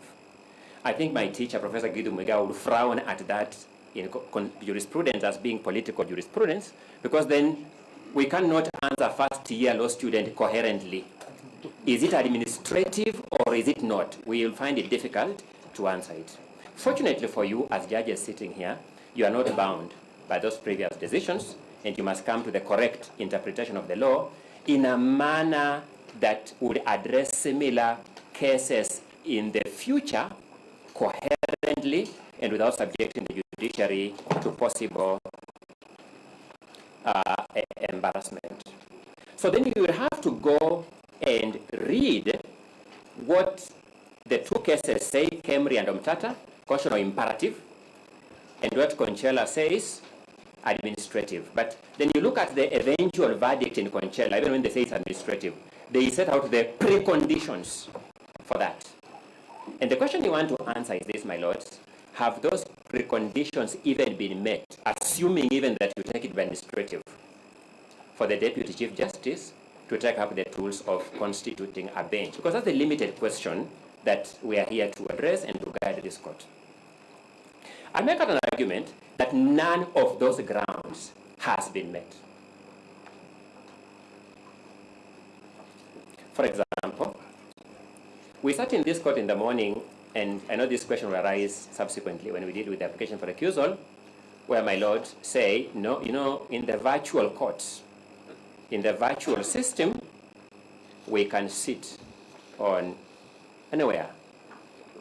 I'm trying to paraphrase it, my lord, so if I get one word wrong, it's not for any ill intention. We can sit at any time. We can sit from anywhere. We can sit on any day. So that, can the Chief Justice, for example, be virtually absent? Is it possible that the Chief Justice of Kenya distinguishes herself as the first person to be absent virtually? Wherever she is, at home, in Europe, in Asia, in Australia, in Kenya, wherever it is, can she be absent virtually? The answer is an emphatic no. That in the virtual space, it is difficult to justify absence. Is the Chief Justice disabled? At least, it has not been suggested by the applicant. nor the respondent that the Chief Justice is disabled. And therefore, even looking at the Conchella decision, none of the preconditions cited there to justify the limb of administrative has been met, in which case the Deputy Chief Justice has no basis upon which she could have taken up the cudgels to constitute this bench.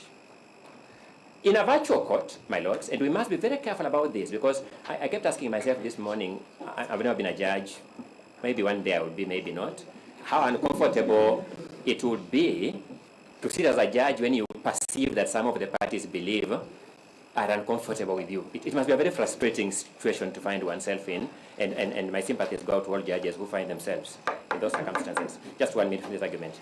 But the interface between litigants at the judiciary in this technology space is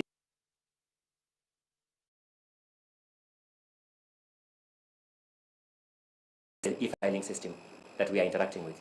None whatsoever. Is the judiciary immune from the principle of transparency and accountability? It is not.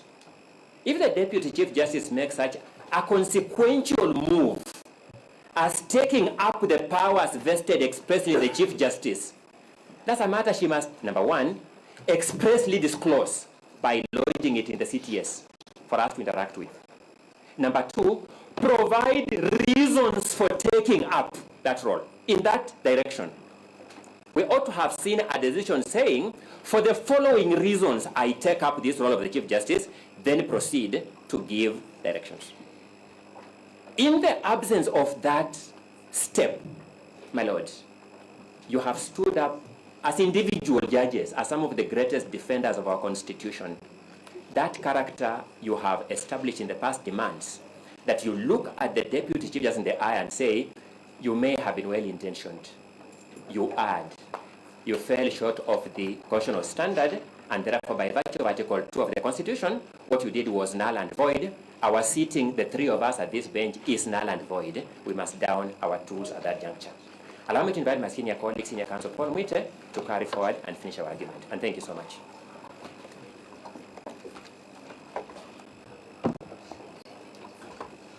I will be very brief, my lords, your leadership. The taking of the court file 015 from Kirinyaga Court in the middle of the night was a gross irregularity that impacts on a fair trial. The bringing of that file in the middle of the night from Kerugoya, to presumably the Deputy Chief Justice, was another gross irregularity. For the Deputy Chief Justice to have sat in the middle of the night on Friday, the 18th of October, was a gross irregularity. The absence of communication from the Office of the Deputy Chief Justice to the parties in 015 was a gross irregularity. For your lordships and your leadership to have sat as a court outside the prescribed court days on a Saturday was a gross irregularity.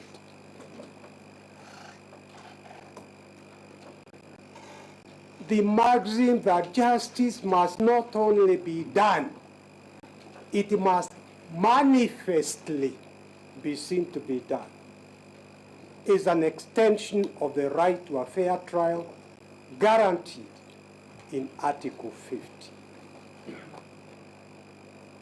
This litany of irregularities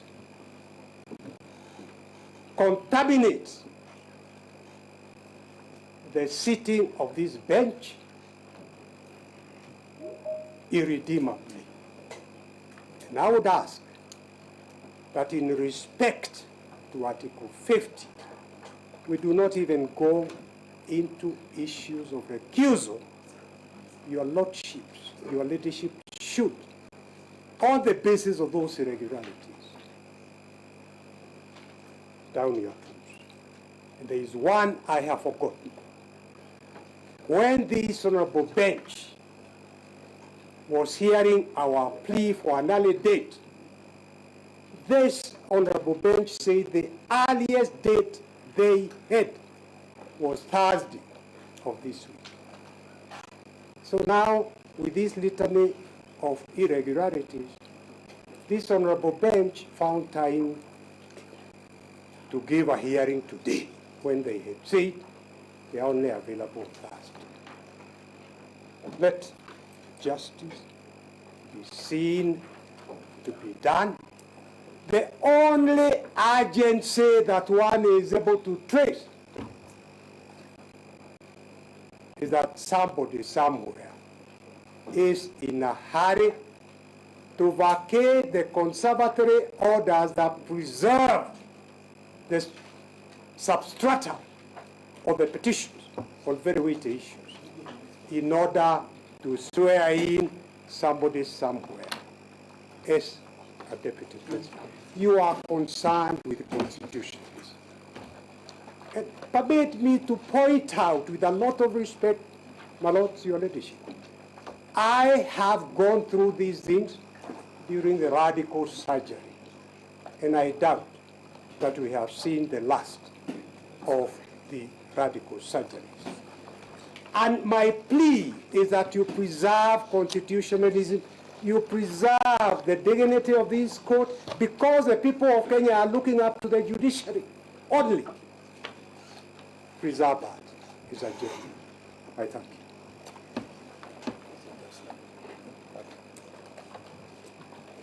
May it please you, presiding judge and members of your court, we thank you for the opportunity to reply as respondents. Before I do that, I want to thank.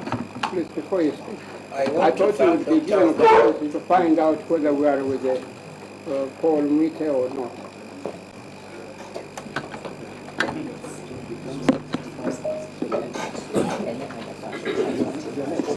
Yes, how many application? Number 15.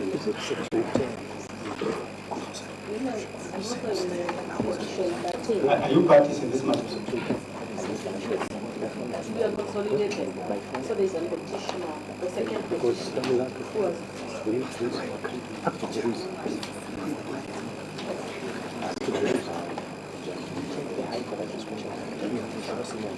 for the second petitioner,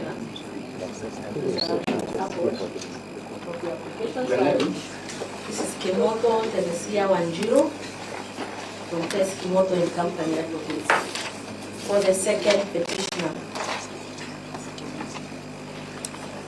Yes. So perhaps you're also allowed to submit or we go to submit. Okay, thank you.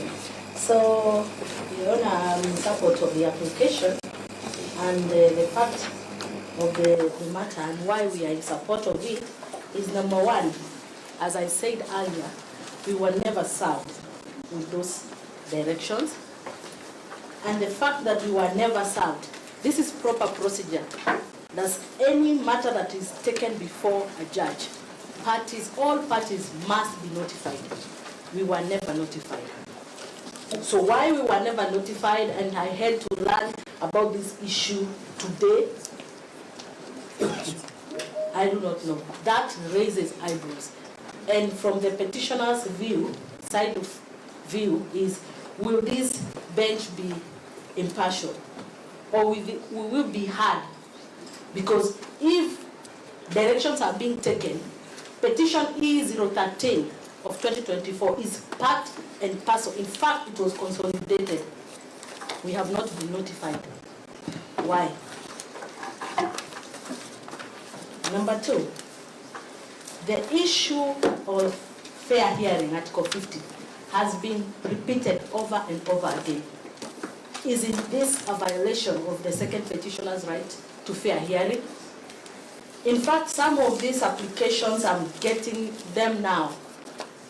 Yet, I should have been served before.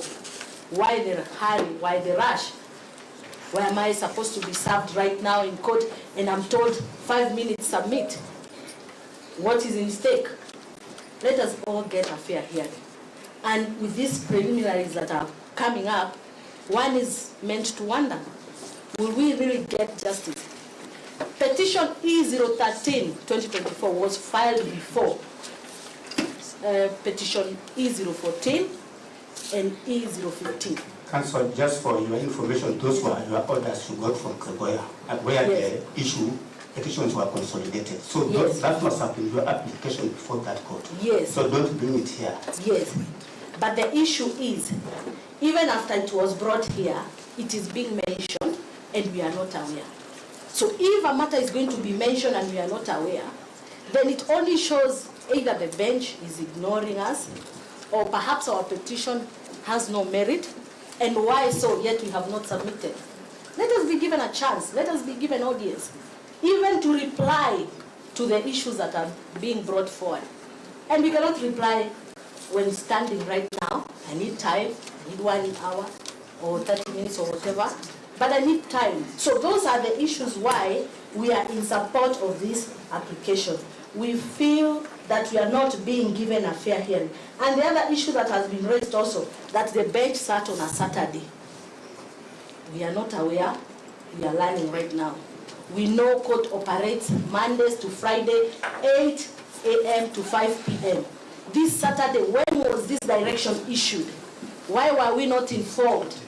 So those are the bases why we are now joining hands. Though our petition has its own grounds, but then again, because of those issues, we feel if we don't raise this issue, then we might not get proper justice, because there are some people who, of course, are SDAs, who are not able to sit on Saturday, who are not notified again, you know, those kind of issues. That's why we are wondering why the rush. Yes, maybe finally. We are on the application for empanelment. Yes.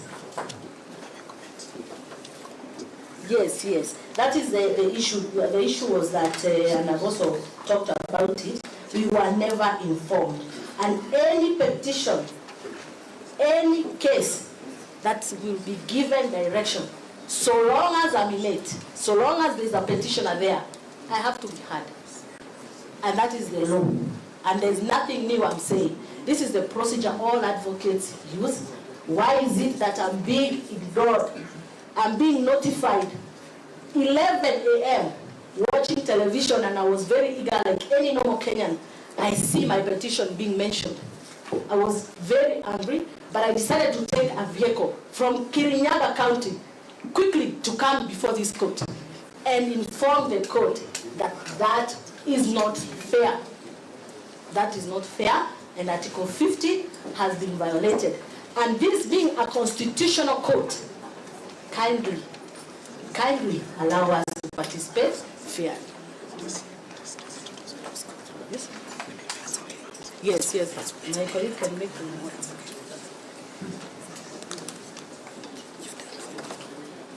Your Lordship,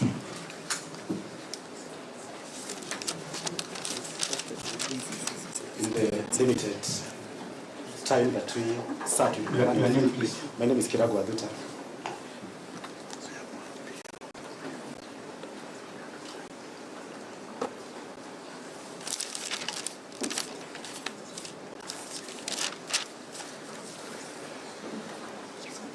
Within the limited time that we sat with my learned friend, Mrs. Kimoto, and despite all those challenges, we have come up with about 4 points which we request that we be allowed to submit on, since we will not have more time to file documents in support of the application. So kindly, my Lord, give me 5 minutes. Your Lordship,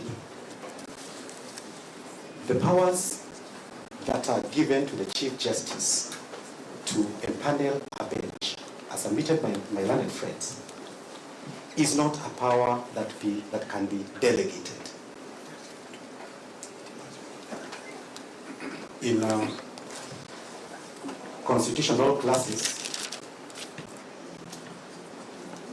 which we have the privilege to be tutored by Senior Counsel, Professor Guido Muigai, he told us that there is a principle called delegatus non potest delegare. A delegate cannot delegate. So that the people of Kenya have delegated power to the Chief Justice to exercise that power. And the Constitution does not leave any room for delegation of that power. So now, we are before you, having been empaneled by a person who does not enjoy the people's power to empanel a bench. Lord, this is a jurisdictional question rather than an administrative question. And from the decisions which have been cited by my learned friends, Kemri, Okiom Tata, and the Conchela case,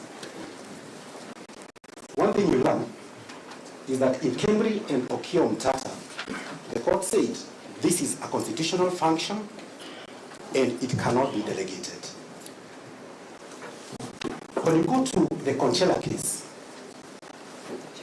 the court allowed or said that the Deputy Chief Justice could empanel a bench. Again, it went ahead and gave some conditions. I don't want to go through all that. But Your Lordship, what you learn again is that shortly after the Conchela decision was made, an appeal was filed in the Court of Appeal. And who filed the appeal? It is the National Assembly, who is a respondent today. It is the Senate, again, who is a respondent today, urging you to take a contrary position. What was the argument by the National Assembly and the Senate before the Court of Appeal? The argument was the Deputy Chief Justice cannot perform this function. And on the basis of that, kindly stay the proceedings before the High Court. I'm referring to Nairobi Court of Appeal, civil application, number E097 of 2021. So the Senate and the National Assembly went and argued before the Court of Appeal. Don't allow those proceedings to go on before the High Court. Because that bench, a 5-judge bench, is appointed by a person who does not have the authority to appoint. And the Court of Appeal considered that application. In the ruling,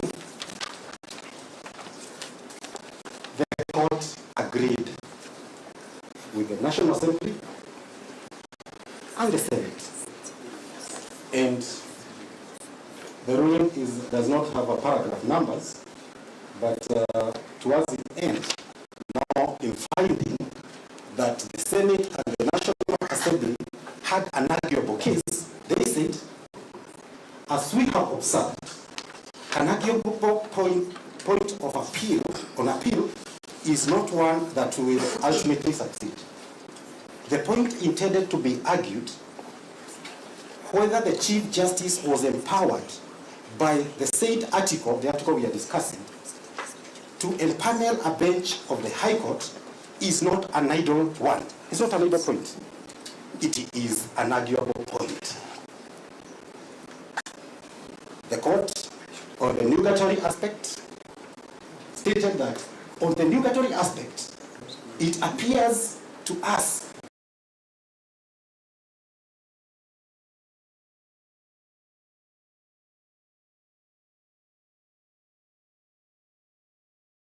So the court went ahead and said that the motion succeeds and stayed the proceedings in the High Court. And to date, they are stayed. And the appeal was supposed to be determined in a certain period of time. The appeal High Court has still stayed. So you are at the place where the 5-judge bench found itself. It made a determination, it was stayed. So today, we do not have any decision where the empanelment by the Deputy Chief Justice stands. Therefore,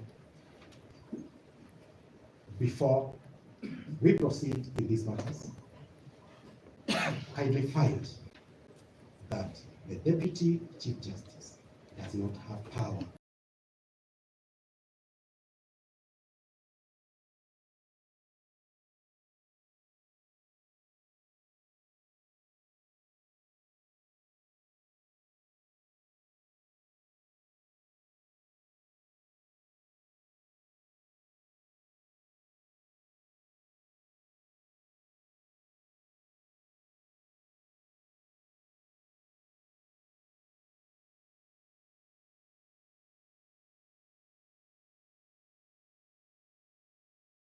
Where E014 of 2024.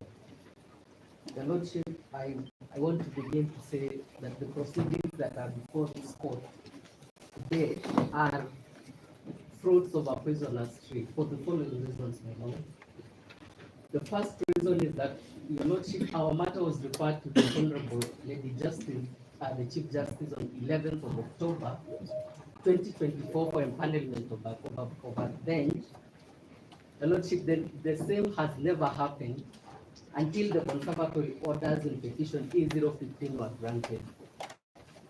It therefore shows, Your Lordship, that petition E014 as consolidated E013 are here to seal the loopholes so that we cannot question why petition E015 was brought before this court before E014. Your Lordship, I just want to agree with all the submissions by my learned friend. That is my submission.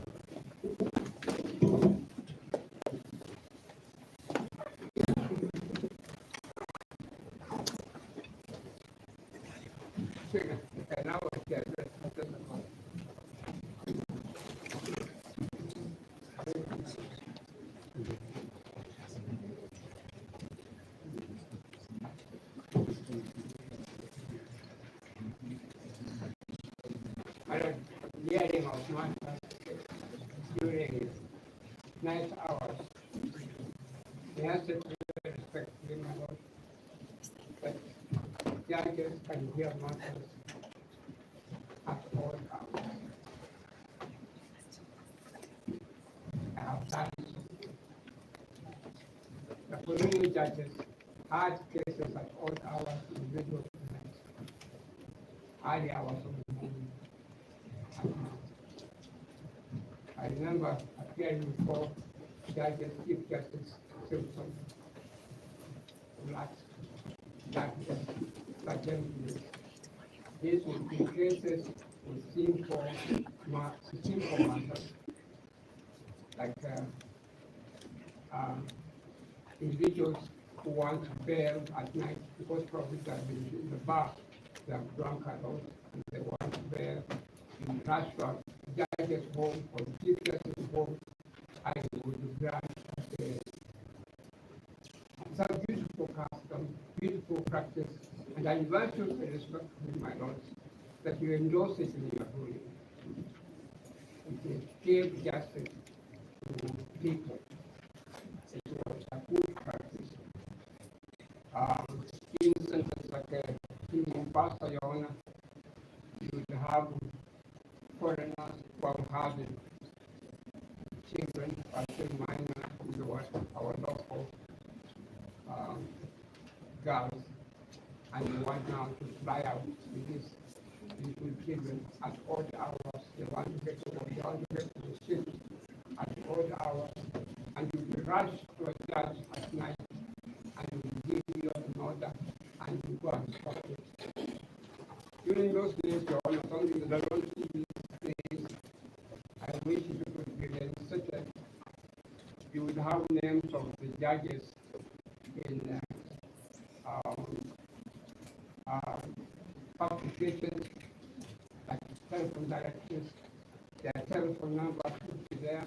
You would know where they live. You would rush to a judge's home because you know where he lives and so on, and he would grant you orders. We no longer have that type of thing at all. I wish it could be reinstated. It was helpful. It handed down justice to the court. I recall one judge I appeared before, and I think he had me talking to his askaris at night. And he came out, shouted, "Who is that?"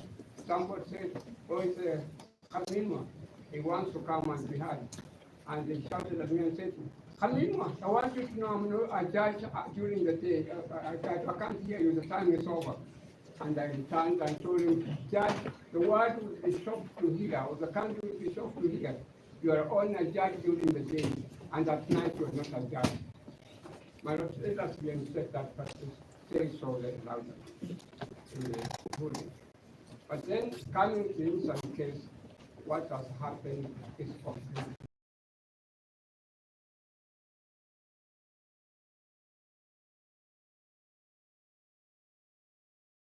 Republic at any time.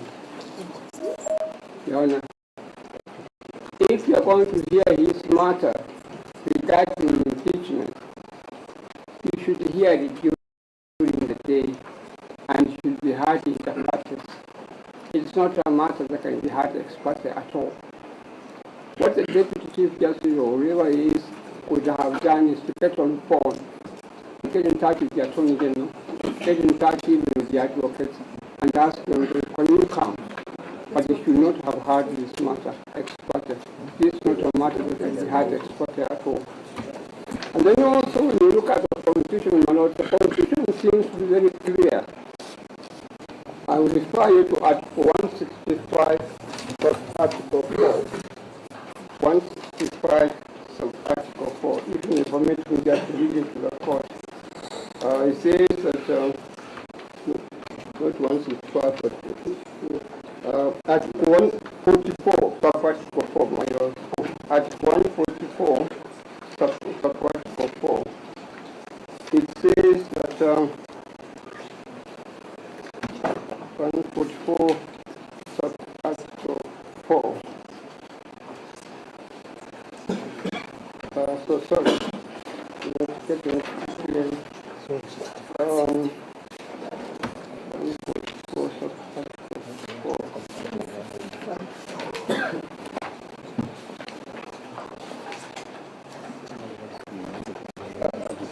Yeah, if you look at that, 144 of Article 4.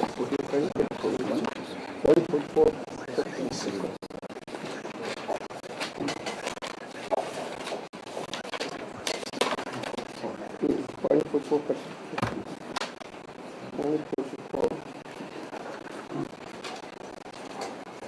Yeah. Thank you very much. If the Chief Justice is unable to appoint a tribunal under Clause 3, the Deputy Chief Justice shall appoint such a tribunal. So you see very clearly, Your Honor, where the Deputy Chief Justice can act. It is set out in the Constitution very clearly.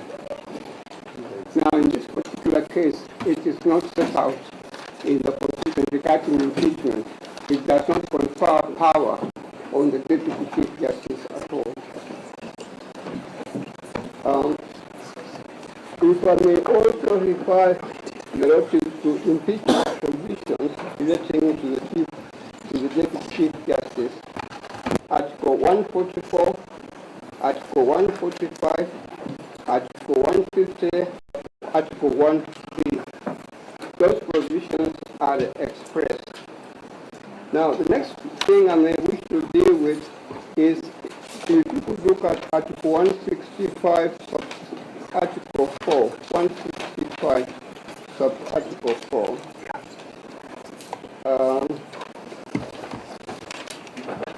165 of Article 4. It says that any matter certified by the court as raising a substantial question of law under clause 3B or D shall be heard by an even number of judges, being not less than 3, assigned to the Chief Justice. Now, before the Chief Justice appoints the 3 judges, he takes into account a number of things, my lord. He will take into account the experience of the judge that he is appointing. He will take into account things like whether it would probably bring a conflict of interest. He will take into account whether there would be objections from certain individuals and so on, for him not to take into that at all. It takes into account a lot of things. It's not just an exercise where he writes down the names of judges immediately. He takes into account a lot of things before he appoints one and so on. Now, in this particular case, Your Honor, this will not have, it's not power that can be delegated to the Deputy Chief Justice at all. It is specifically and expressly delegated to the Chief Justice. Well, with the new technology we have, even if the Chief Justice happens to be out of the country, there's nothing that stops an individual or the registrar from getting in touch with her and explaining to her that, look, we have got this matter coming up. There is the issue of appointing 3 judges to here. Can we have your views?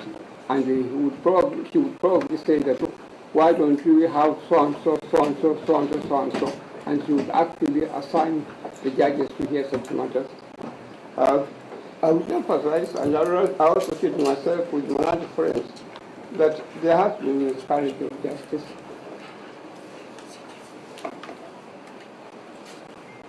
The Deputy Chief Justice should not have done what he did at all. What she did at all. Not that you have got anything against her. Not that you are alleging that there was something that she did which is not, she should not have done. There is also the issue, Your Honor, when you're dealing with matters of this kind in law, the issue of perception. Perception is important. When a Chief Justice performing, a Deputy Chief Justice performing such a kind of job or exercising such a power, what perception are other people going to get? They may read a lot into what she has done. It may be correct or it may not be correct, but there it is. They may come to the conclusion that, look, the Deputy Chief Justice probably is acting under direction of the executive, under direction of the President. That may not have been done, but that is a possible perception. It sends the wrong perception to people. And when you are giving matters to do with administration of justice, my lord, perception is important. What signals are you sending out? And in this particular case, a matter involving the Deputy President of the country, he is being removed under suspicious circumstances. Is it wrong people begin to suspect that the Deputy Chief Justice was probably preferred instead of the Chief Justice? Is it wrong people to probably feel a saying when they're having their task in dealing that the Deputy Chief Justice is possible that the Deputy Chief Justice was taken because he's a friend of the executive and such things and so on. So to make sure that we do not have such allegations, we stick to the law. We stick to the Constitution. So I emphasize, before I sit down, that What has happened is wrong, must be condemned, and we should uphold the submissions of my able-learned friends. There is a word somewhere in the section of the Constitution that the Deputy Chief Justice may perform functions or duties of the Chief Justice in her absence. Clearly, that refers to cases where the Chief Justice may be on leave, or the Chief Justice may be sick, or the Chief Justice maybe is involved in something that is cannot enable her to perform the work and so on. Now, in this particular case, nobody has alleged the Chief Justice was unaware. Nobody has alleged the Chief Justice on leave, and nobody was alleged anything that made it impossible for the Chief Justice not to carry out her duties at all. Again, I emphasize before I sit down, Your Honor, removal of the Deputy President has shocked everybody. And it's something that is making a number of Kenyans entertain all sorts of interesting things and so on. Yesterday, I think it was on Sunday, was when I was sitting in my house, I decided to listen to the word of God on TV, and I'll sit down very shortly. I decided to listen to the word of God from a lady preacher, and she was saying that, look, what's going on now? God no longer has any confidence in the current government. Now, you can't blame her. When such things were happening, you can't blame her to have come to the conclusion that the Almighty God and Lord Jesus Christ no longer support the current government because of such things and so on. I urge you very respectfully, my Lord, that you uphold submissions of my learned friend, Mr. Kibe, and his dear colleagues. They are able submissions, and we should move on. Thank you. May it please the court, we will try on the side of the respondents to be precise and concise. Let me start off by thanking Dr. Ogada and Mr. Ongoya for their very kind remarks about the small role I have played in the development of our constitution and law.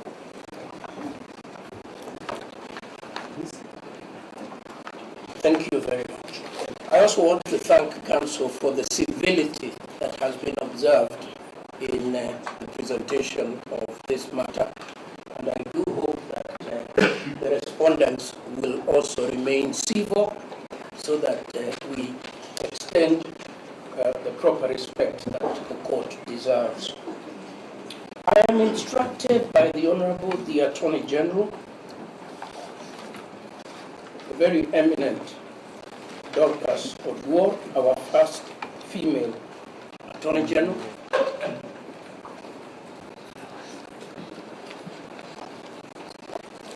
and she instructs me to inform the court that she is here because Article 156, Sub-Article 6, enjoins the Attorney General to promote, protect, and uphold the rule of law and to defend the public interest.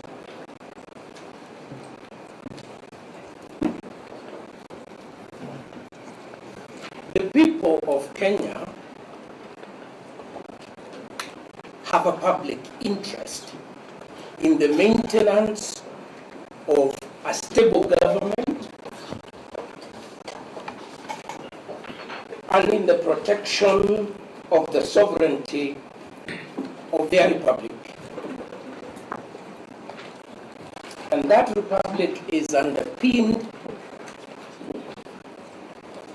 by having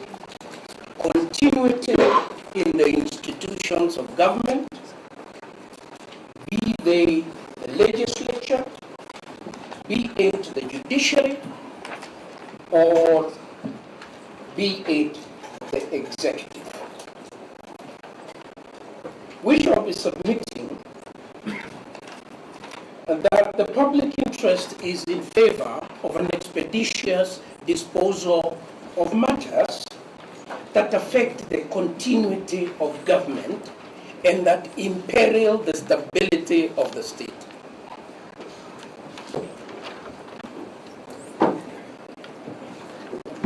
And that human rights are not only accorded to individual applicants, they are also accorded to the collectivity called Kenya. And the people of Kenya, they also have human rights.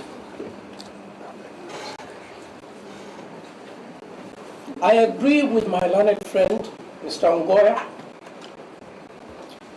who is a very eminent constitutional jurist and a practitioner of the constitutional law.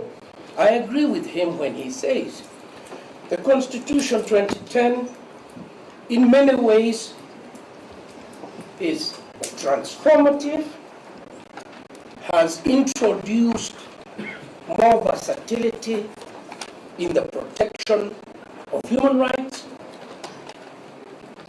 That is true. I also agree with him when he says that the Constitution must be construed in a manner to give full effect and protection to the rule of law and to human rights. But I further submit this, that the Constitution too must be interpreted so as not to create an absurdity. The Constitution must be construed so as not to create an absurdity or to put it in conflict with itself. What is the purpose of the Constitution? To establish the state. What is its further purpose? To provide for democratic government and to protect the rule of law and to protect human rights. These are not in contradistinction. These are not at war with each other. A stable government, a sovereign people, and human rights are not in conflict with each other. They are in harmony. It is the work of the court to interpret in order to create that harmony. When the court is invited to interpret the Constitution so as to create an absurdity, it must refuse to do so. This afternoon, you are being invited to interpret the Constitution to create an absurdity. Why is it an absurdity? The Deputy Chief Justice of the Republic of Kenya can swear in the President of the Republic of Kenya into office. What a huge power. What a huge authority. The Deputy Chief Justice of the Republic of Kenya can empanel a panel of judges, can appoint a tribunal to remove the president from office. What a huge responsibility. What huge authority.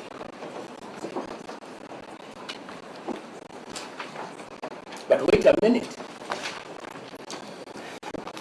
The Deputy Chief Justice cannot assign duties to judges. Pray, my lords. What then does the Deputy Chief Justice deputize? What does she deputize?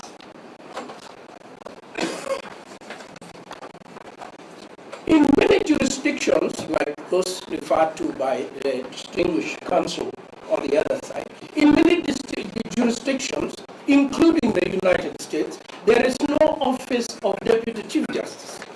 In the Supreme Court of the United States, there is the Chief Justice and Associate Justices. In Kenya, the drafters of our Constitution, and if I may say so myself with a bit of humility, I was one of the draftsmen. Knowing that in other countries there was no office of Deputy Chief Justice, decided in Kenya there shall be an office of Chief Justice to deputize the Chief Justice. In doing what? I'll be very brief. That is to be found in the Constitution itself and in the statute. And I think I will leave my learned friend, Mr. Gobo, to deal with that. But let me, in the 2 minutes I've been granted by this gracious lady, make 1 point, 2 points. Beneficiaries of ex parte orders stand before this court and say only they are entitled to ex parte orders. They are here to complain that they went before Judge Mongo, they went before Judge Mwita, they got ex parte orders with finality, and that was okay. But when the Attorney General went ex parte, and all her prayers were refused, except the prayer to send the matter to the Chief Justice, she was wrong. How is that possible? My lords, I want you to remember, because it is in your file, the transmission from Kirigoya is in the portal. Unless my learned friends are saying they have never seen the portal itself. Yeah? The registrar in Kirinyaga, Honorable Wanyama, writes a letter, yes, saying, good evening, kindly find attached the document for your attention. It has a time to the Chief Justice, it is on the 18th, and it is 1545. It is 1545. It is 3:45 in the afternoon. So when counsel repeats again and again, things were done at night. Well, a lie can go halfway around the world before truth wears its pants. It is not true. It is not true. The registrar sends the order at 3:45 in the afternoon. I stop there so that my learned friend will continue. Thank you. My lords, I will take it up from there, and I will dive right into the constitutional questions. The application before you for challenging the empanelment of this bench addresses itself, my lords, to the powers of the Chief Justice under Article 161,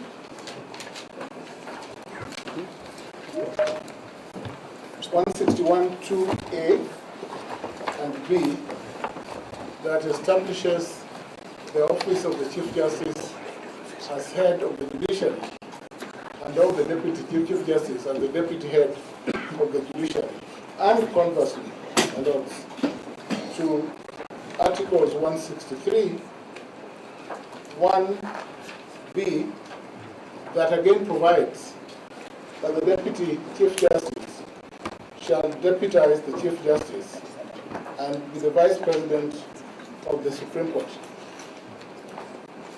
My lords and your ladyship, it is now beyond peradventure, and again quoting from the CTS, that while counsel submitted that there may be instances of delegation, they ignored, my lords and your ladyship, that the law expressly provides instances or gives direction as to when the Deputy Chief Justice shall exercise the powers of the Chief Justice. And my lords, this is expressly set out at Section 5, subsection 2A of the Judicial Service Act, Cap 185B of the laws of Kenya.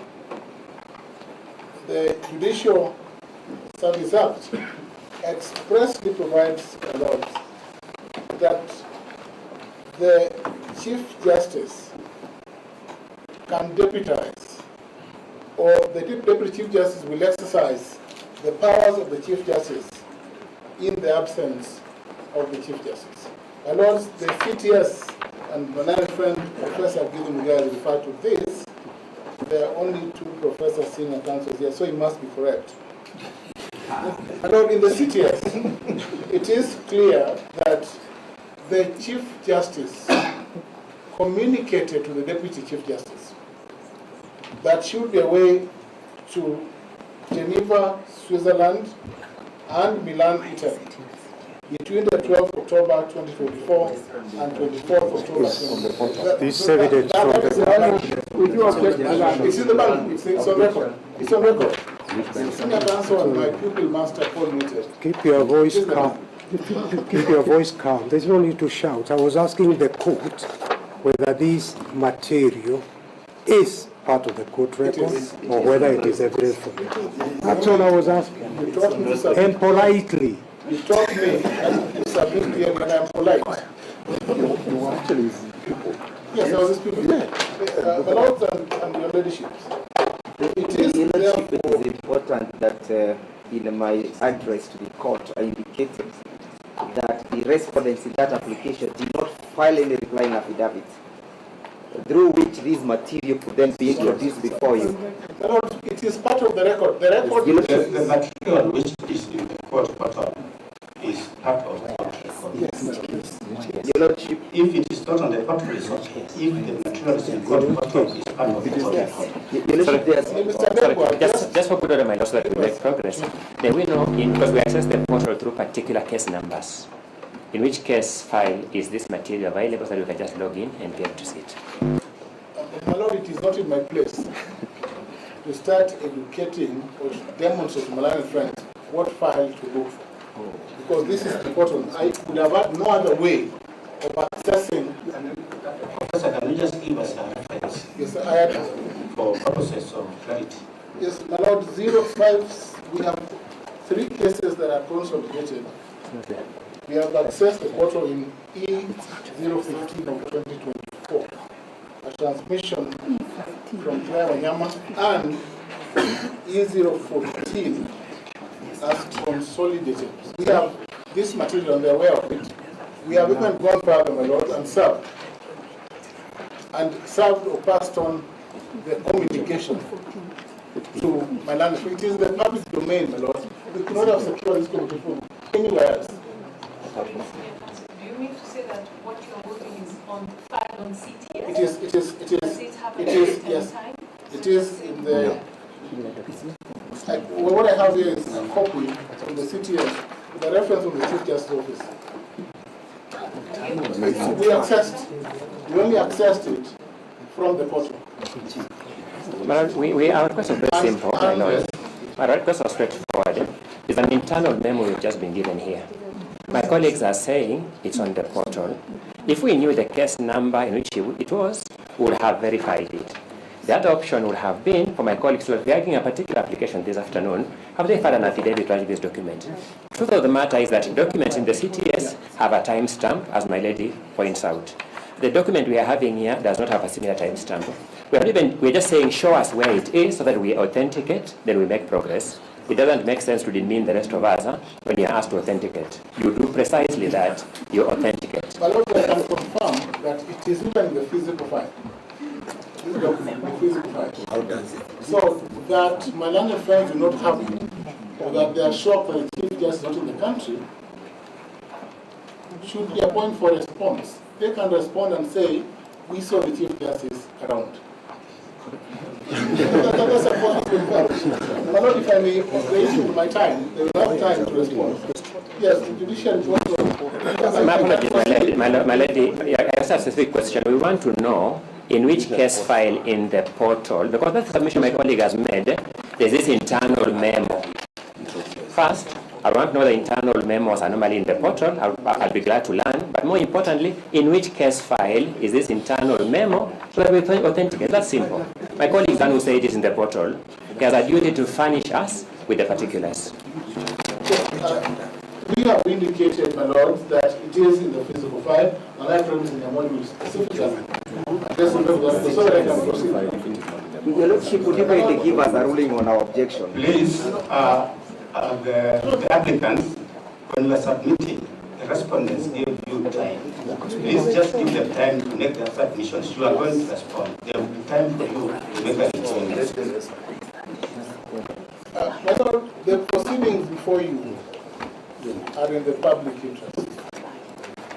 They are in the public interest, and therefore the question of time management, my lords, and the need for expeditious disposal of the application before you cannot be overstated. My lords and your lordships, time and again, my learned friends have submitted that whereas this court can sit at odd hours where it receives an application, that in matters as mundane as the current matter before you, that this court should have had this matter in the course of the day. Of course, no doubt, my lord, this court has moved to the electronic age where matters are transmitted through mail and through other forms. But most fundamentally, we are here to challenge ex parte orders, not inter parte orders, not orders given inter partes. And my learned friends therefore cannot speak from both sides of the mouth that where you are dealing with matters of the impeachment of the deputy president, such as this, that ex parte orders cannot be issued, yet they obtained ex parte orders that necessitated the filing of the application before you. My lord, what we're dealing with here is a removal under Article 145, and which the law defines as final under Article 145(7) of the Constitution. When therefore my learned friends submit about the office of the Deputy President, they seem to forget that Article 145(7) refers to the finality of the Act of Senate. And therefore, all the orders obtained under the subject, all the orders obtained under the subject of this proceeding, my lord, were obtained after the impeachment proceedings, after the act of impeachment. And it is therefore important, my lord, in the interest of all of us, that these matters are resolved expeditiously and timelessly, so that this court can move to the next phase. And the next phase, my lord, would be dealing with the question of the next step. My lords and your lordships, it is clear that my learned friends do not want to proceed to that phase. And that is, we have all these multiple applications and the inability of the applicants to want to be confined to the question of time. They want to speak throughout the night. On our part, we want to sanitize this proceedings, my lord, and stick to the point that the application does not meet the threshold set out for recusal, because recusal is also a prayer in this. They have advanced no reason at all to want this court to recuse itself or to find that it was not empaneled in line with Articles 161, 163, 52A of the Judicial Act. We opine, my lords, that this bench was properly constituted by the Deputy Chief Justice, exercising powers donated to her by the Chief Justice, unless they say that there's another Chief Justice. Thank you.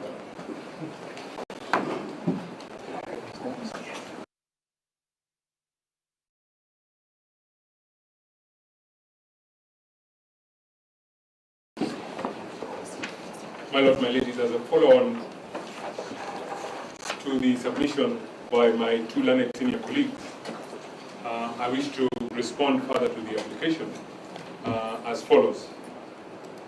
There has been a lot of water under the bridge since we convened, or since this court convened at about 11:15 or 11:30 this morning. But as I am no doubt members of the court will be able to quickly figure out, the single issue that is before you is a challenge as to the regularity of this of the referral of the 3 or 4 matters to this bench by the Honourable the Deputy Chief Justice, the Honourable the Deputy Chief Justice of the Republic of Kenya. And I wish to commence my response to that objection by saying as follows. The Chief Justice occupies 3 distinct constitutional offices. 3 separate and distinct constitutional offices.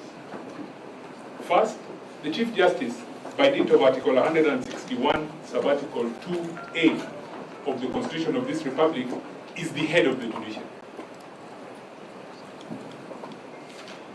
By dint of Article 163(1), the Chief Justice is the President of the Supreme Court. And by dint of Article 248, Sub-Article 2E, the Chief Justice is the chairperson of a constitutional commission established under Chapter 15 called the Judicial Service Commission. Members of the court, I wish to take just a moment to demonstrate how the Chief Justice is deputized in these 3 distinct constitutional offices. In respect of her capacity as the President of the Supreme Court, Article 163, Sub-Article 1B is clear that the Chief Justice shall be the President of the Supreme Court, A, and that B, the Deputy Chief Justice shall deputize for the Chief Justice and shall be the Vice President of the Court. That is the first constitutional office. The second constitutional office is the head of the judiciary, and I will come back to Article 161 in a moment. Suffice it to say that it is in Article 161, Sub-Article 2, that the office of the Chief Justice is established. And Article 161, Sub-Article 2 states as follows. There is established the office of the Chief Justice, who shall be the head of the judiciary. I will come back substantively to 2B in a moment. But it is important that for the purposes of the commission established under Article 248, Sub-Article 2E, the Deputy Chief Justice is then not the Vice Chairperson of that commission. In the Judicial Service Commission, the DCJ does not deputize the Chief Justice. Now, it is our position for the respondents that the function that the Chief Justice exercises under Article 165, Sub-Article 4 is the function set out in Article 161, Sub-Article 2A. That is not the President of the Supreme Court, that is not the chairperson of the Judicial Service Commission, but that function is exercised by the Chief Justice in her capacity as the head of the judiciary.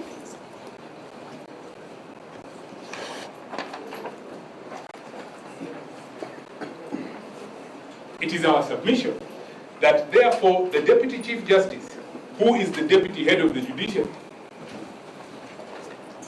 by dint of Article 161, Sub-Article 2B, can exercise the functions of the Chief Justice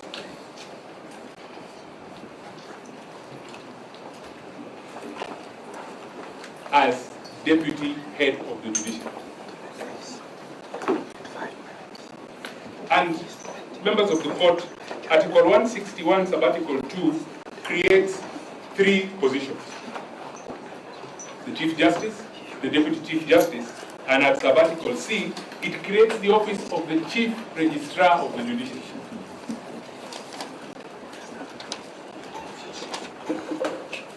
Now, the Chief Registrar of the Judiciary doesn't deputize the Deputy Chief Justice. the Deputy Chief Justice deputizes the Chief Justice. That does not require any interpretation. That is really comprehension as a matter of English.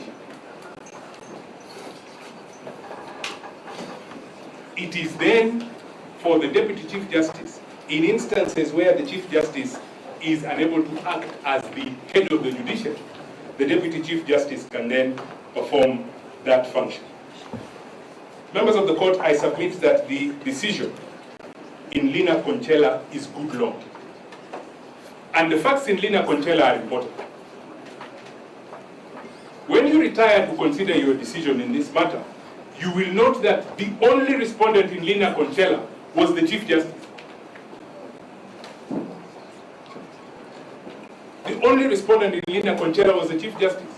If for the sake of argument, we go along with the submissions made by our learned colleagues for the applicants this evening, that the Deputy Chief Justice then cannot deputize for the Chief Justice, then in Lina Conchela, when a judge of the High Court certified that the issue in that matter was one fit and proper for an expanded bench under Article 163.4, 165.4, then going by the argument, then there would be nobody to empanel the bench because the Chief Justice was a party. How can he or she empanel a bench in a party where there are respondents? That is the absurdity in the argument by the other side.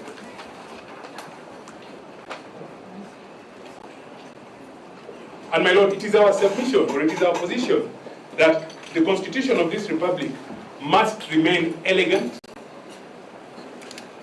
and it must remain functional.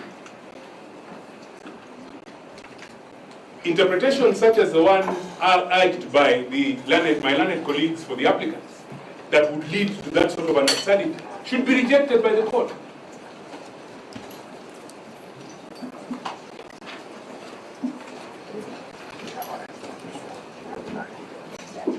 It is my position, as I am on my feet this evening, as I have been consistent, that the Constitution says what it says. But the Constitution only means what the courts of law in the Republic of Kenya interpret it to mean. And it is the interpretation of the Constitution that gives it life, that gives it meaning.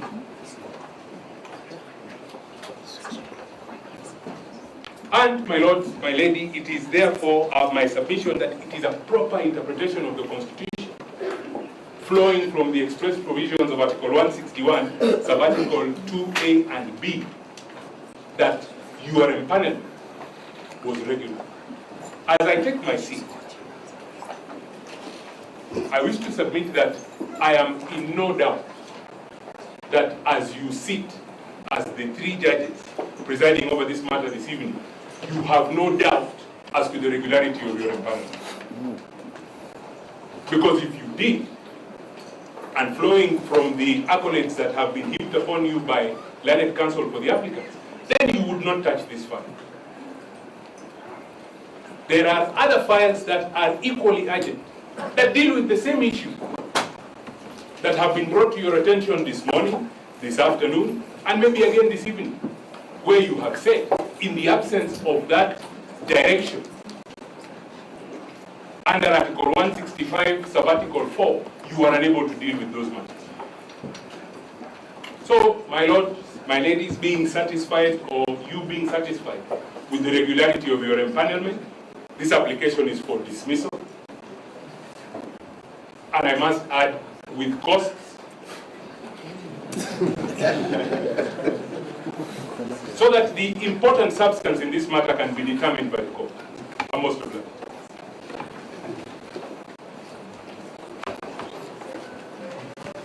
My lords, my lady,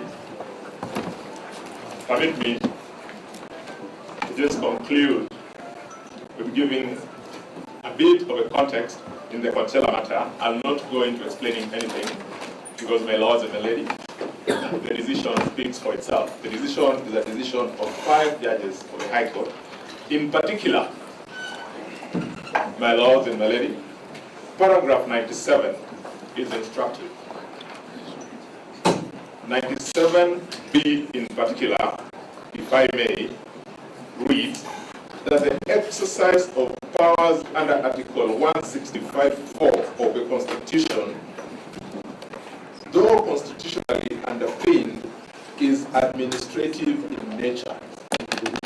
They go on to add that being administrative in nature, the same mandate can be exercised by the Deputy Chief Justice when the Chief Justice is absent, when necessary, or if for good reason the Chief Justice is unable to exercise the mandate. At D, they conclude that in the present circumstances, the rule against bias and the rule that no person shall be adjudged in their own cause dictates that the Chief Justice, being the main respondent in the instance petition, could not assign judges to hear the petition.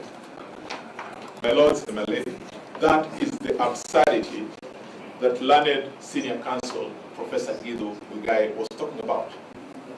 Take it a step further. Is it therefore their case that if, as contemplated by your Lord, their lordships in that matter, if for one reason or the other, the Honorable Chief Justice is unable to perform the functions of that office, is it therefore their case that no matter that requires constitution of a bench will be heard or determined? That certainly would be an absurdity that the law would not have contemplated. That said, my lords and my lady, one of the things that will play out by close of business these submissions is that our learned friends from the other side have very deliberately taken to concealing what would otherwise be material information before this court. I say that for two primary reasons. I want my lords and my lady to make reference to their own application, to the grounds supporting the application. They start,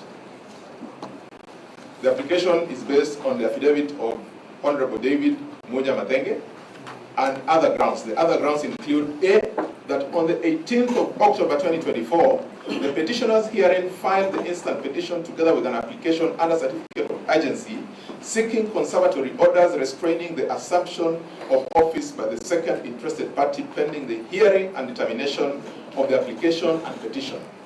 They go on to say that on the same day, the matter was placed before the Honorable Justice Mongo, who considered the matter, and in light of the urgency of the matter and the weighty constitutional issues raised, the Honorable Judge issued the conservatory orders sought in the first instance and certified the matter as raising weighty constitutional issues and referred the matter to the Honorable Chief Justice to constitute a bench to hear and determine the petition. This is where now the story starts. That on the next day, being Saturday 19th October 2024, the petitioners were surprised by the turn of events wherein they were served with the order of this Honorable Bench stating that the first and second respondents' applications dated the 18th October 2024, in bracket the applications for were to be had for their inter-parties hearing on the 22nd of 2024. Why do I say there is deliberate concealment of material facts? It is because, my lords, looking at the files that were coming up before this court today, that is E565 of 2024, before the court in Nairobi, and E015 of 2024 in Kerugoya, we immediately, upon learning of the orders that had been issued and which have been adverted to here, filed an application. It is on record. That application, my lords and my ladies, sought several prayers. One was that we wanted to have that application certified urgent. Like in their case, our application was certified urgent. Again, we asked that the court considers hearing the application outside the normal court hours, including a possibility of being heard on a Saturday. My lords and my ladies, that prayer was not granted by the court. We also, as a third limb of our application, asked that the court considers granting an ex parte order staying the decision of the Honorable Justice Mongo and the Honorable Justice Mwaita in the Nairobi matter. Again, my lords and my lady, that prayer was not granted. What followed was then the court, as would be the normal practice of that court, gave directions on how this application was to be dealt with. That is how we ended with the date of the 22nd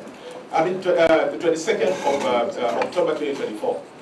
And why this is important, lords and lady, why is it their case that when they file an application and get orders, it is convenient, it is okay, there is justice.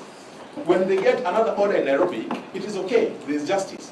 When we get an order merely certifying our matter as being urgent, then there is, all hell breaks loose. And we are saying, if only our colleagues had sought to present this material before this court, we would not be talking about what we're talking about now. It would have been manifestly clear that we were here on account of an application. My lords and my lady, I've had very strange submissions coming up this afternoon. Submissions including that at the ex parte stage where the court is supposed to be giving directions, the parties expected that the court to have been given notice. Since when, my lords, do the courts in this division, and indeed any other division, attend to matters under certificate, and at the ex parte consideration of those orders, invite parties for hearing of those orders? Why then do we call them ex parte? That submission, my lords and my lady, I repeat, is not for the consumption of this court. That submission can only go to serve an audience that is outside this court, because the people in this court are fully aware of the rules governing the conduct of matters in this court. My lords, allow me a few more minutes just to point out a few other areas which then would speak to the reality of why then the omission of this material fact is then now being used to place this insinuation that the court either did something that was untoward, or the Honorable, the Deputy Chief Justice did something that is untoward.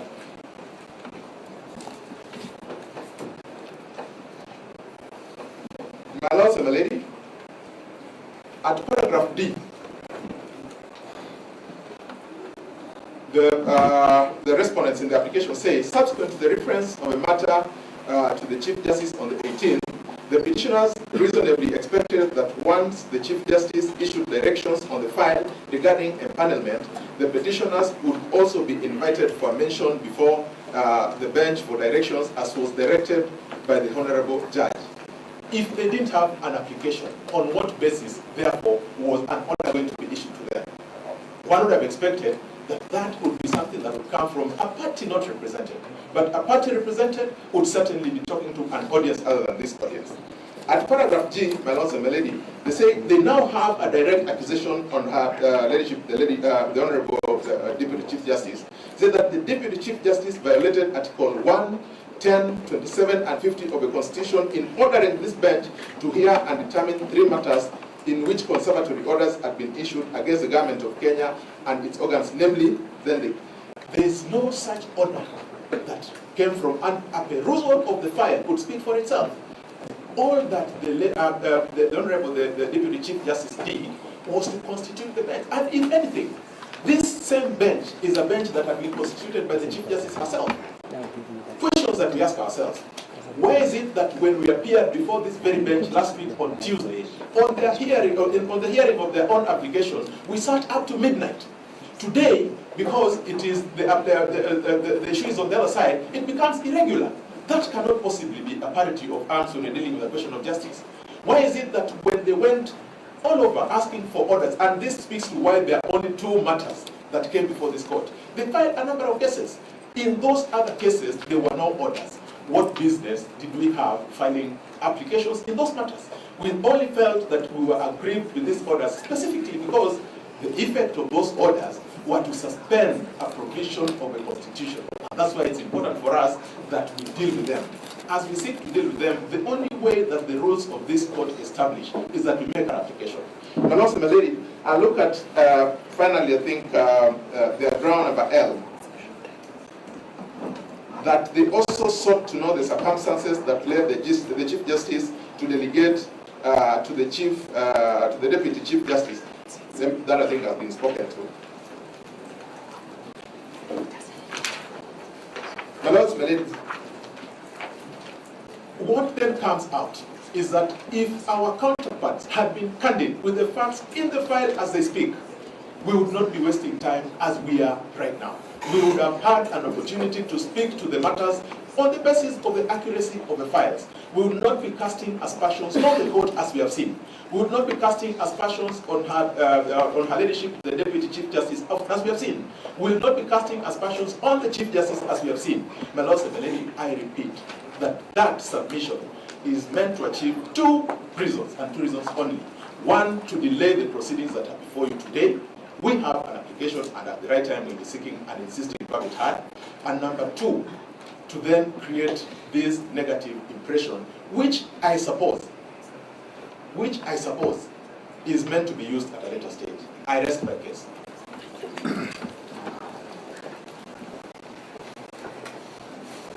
Thank you, my lords and my lady. My name is Morugara. I wish to submit only on 2 points of law which were actually articulated in support of the application. And these were that the proceedings before this court touch on the Bill of Rights, and they are vitally important that we should actually not be seen to flout the Bill of Rights. The Bill of Rights is Chapter 4 of our Constitution, runs all the way from Article 19 to 50. But I wish to remind the court that the Bill of Rights applies to every party that comes before the court, and it's not just one party. The proceedings we have before the court are very important to the petitioner. They are equally important to the respondents. And it goes without saying that over 50 million Kenyans actually have an interest in these proceedings, and this is the reason why the agency has been certified both ways. My judges, aspersions have been cast on the bench so as to call for this recusal and application of Article 165(4), that you're being drawn into a conspiracy to commit injustice because there is no emergency that requires you to hear this matter as a matter of urgency. Far from the truth, the two applications that are before you to set aside the conservatory order are as important as the applications that led to the granting of those orders. Therefore, the hearing of those applications must be speeded up, and we are able to move with the matter ahead. You've also been accused of being enlisted in service of the violation of the Constitution. Again, far from the truth, because this is an allegation being made against you, while the position of the respondents is that justice must be served expeditiously and as required by our Constitution. Finally, Article 165(4), which uses the word assign and not appoint. Inasmuch as this is a constitutional responsibility for the Chief Justice to assign, it is purely administrative. The word used is not appoint. We are using other words like empaneling and what have you. But, sorry, the word used is assign. And therefore, if the Chief Justice is not able to assign, nothing stops the Deputy Chief Justice from making the assignment. That is number one. Number two, where it is expressly provided in this Constitution that in the absence of the Chief Justice, the Deputy Chief Justice would act, relates to Chapter 9, when the Chief Justice is dealing with the executive. In this particular instance, we are dealing with the judiciary, where the head of the judiciary is the Chief Justice, deputized by the Deputy Chief Justice. So I also urge you to find that in fact there was nothing wrong with the Deputy Chief Justice in the absence of the Chief Justice assigning the judges who were to deal with these two applications that were before them that particular day and the next applications which had been filed previously. Thank you.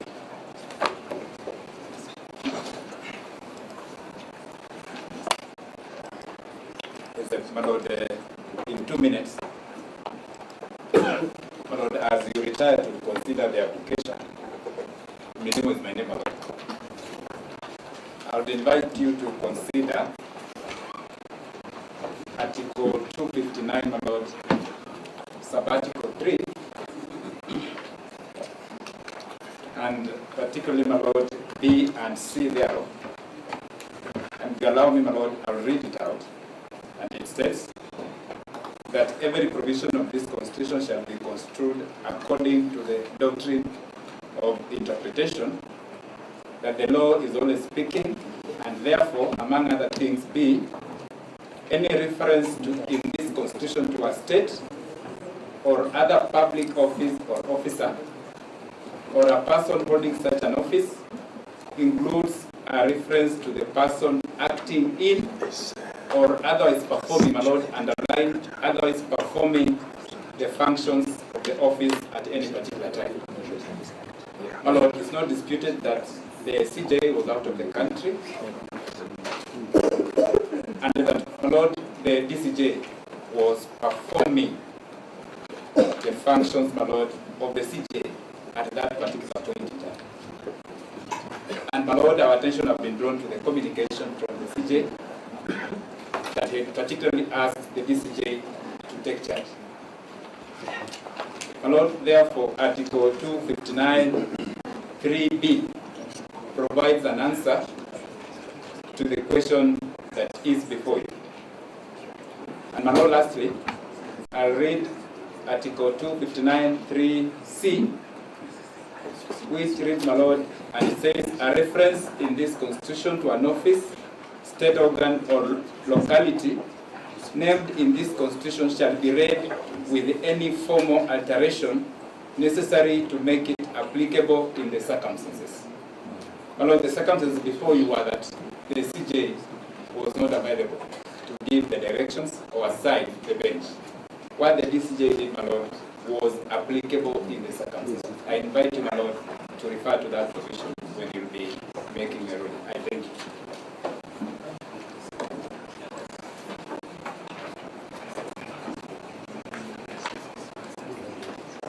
My Lord, I represent the Speaker of the Senate. My Lord, allow me to make very brief submissions without repeating what my colleagues have said. My Lord, allow me to start by quoting Article 145, paragraph 7 of the Constitution, to just contextualize the reasons for our application on Friday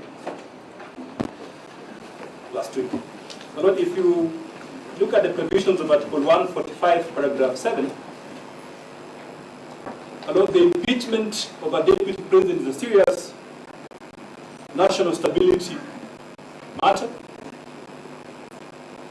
My Lord, because after votes by the Senate, in accordance with Article 145(7), the deputy president, my Lord, it says at least 2/3 of all members of the Senate, when they vote to uphold any of the impeachment charges, the president shall cease to hold office. In this case, as contextualized, the deputy president, the former deputy president, in this case, Mr. Rigathi Gachagua, ceased to hold office. My Lord, look at it also in the context of Article 22.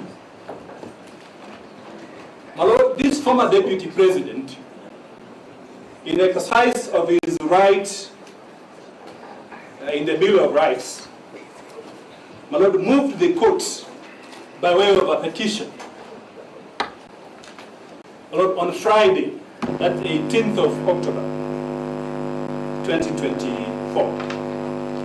My Lord, conservatory orders were issued, which, in accordance with the petition, with the respondent's perspective, appear completely problematic.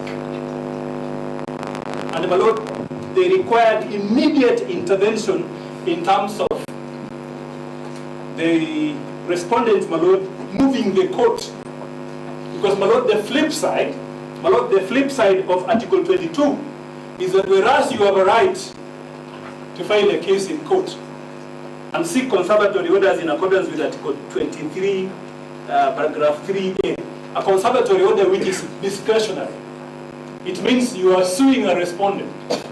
Well, that respondent equally has a concomitant right to move to court, to interfere, to set aside, to ask the court to vary that conservatory order.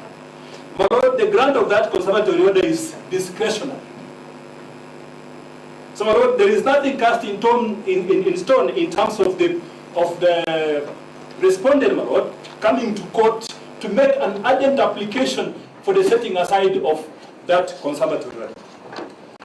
But there is also nothing strange for the court in public interest.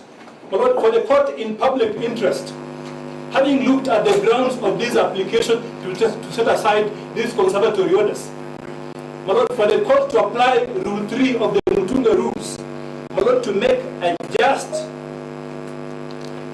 expedient, and proportionate decision in terms of directions on how to dispose of this matter. Again, under Section 60 of the Evidence Act, we all need to take judicial notice of the fact that now we have the e-filing system. When such extraordinary matters come to court, the court is empowered, at any time of the day, at any time, to access the system and to give appropriate directions for the expeditious resolution of this dispute. They benefited from these orders on Friday. Unlike them, we had the courtesy, because we saw the court orders in the social media and we responded accordingly. But unlike them, we were courteous enough to serve the orders which were issued by this court to the respondents. So it cannot lie in the respondents' mouth to say that they have been ambushed to come to court, to the extent that they come to court and say that we are acting under protest. We did serve them with these court orders. And on the last aspect of that point is that, then this petition, who has come to court under certificate of urgency, having absented himself at the Senate on Thursday for health reasons. Lord, may I please on record objection? My Lord, I'm just winding up to emphasize. Yeah, but he did not absent himself. Sickness is not absenting himself. My Lord, I can rephrase. My Lord, this petition as well avoid it. Yes, my Lord. This petition. My Lord, may I say he apologizes.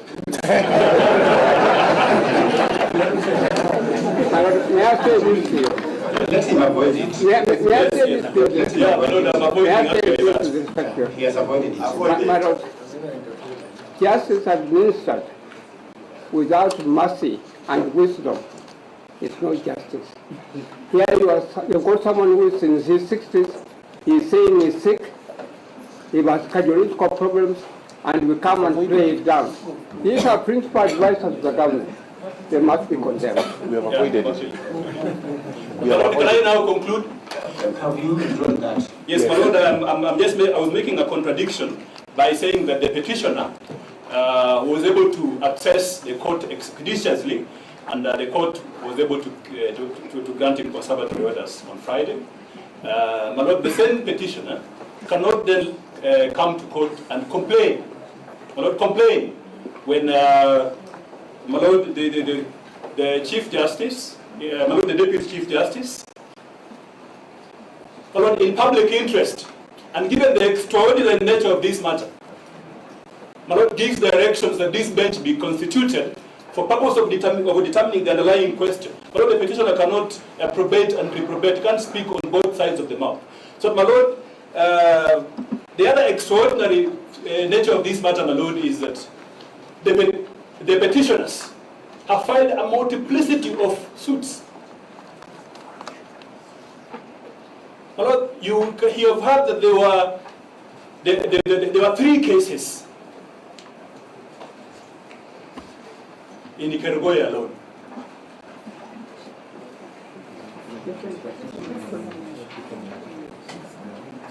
My lord, other cases, my lord, in the public domain, Kenyans are aware that this bench has been appointed.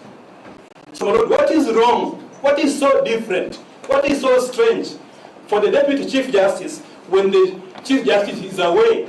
Again, for the same reason, for purpose of expediency and my lord, for purposes of laying a multiple basis for consistency in judicial decision making, for these matters to be brought before this bench by way of our directions in terms of uses being used of this matter. So, my lord, I don't see anything extraordinary. My lord, as I wind up, the petitioners have just simply cast aspersions to the process of appointment. There's nothing cogent.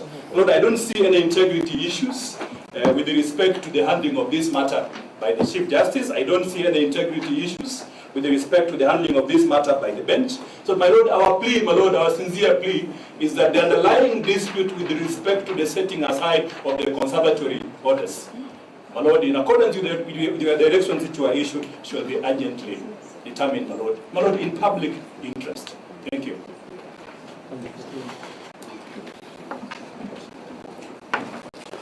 My lord,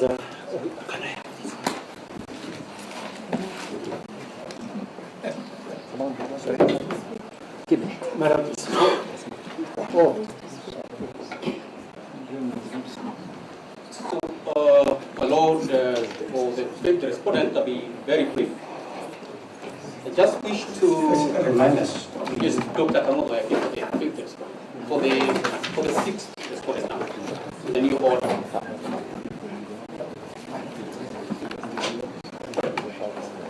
First, I wish to set the record straight in terms of some misrepresentation that has been made with regard to the decision cited, the Reina Conchera decision. When the petitioners were submitting, they were not aware that I am one of the petitioners in this matter, and that I am fully versed with the entire set of facts. So they misrepresented that the matter is not active. Nothing can be further from the truth. This matter is active.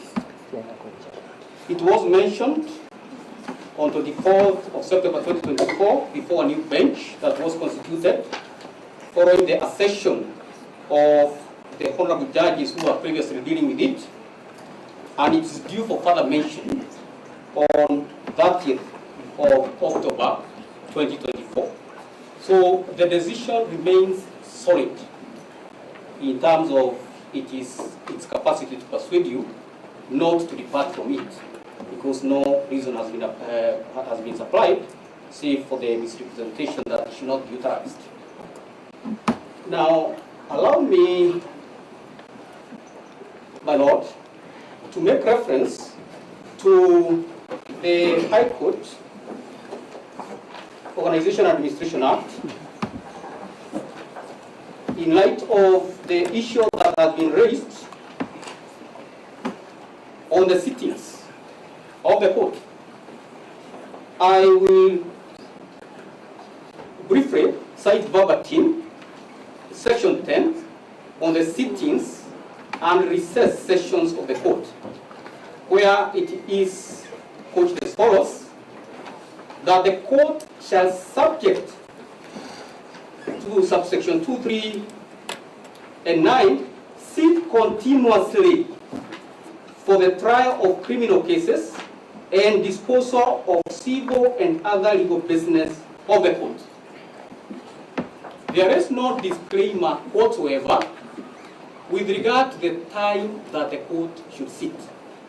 So the court can sit at any point in time, day or night.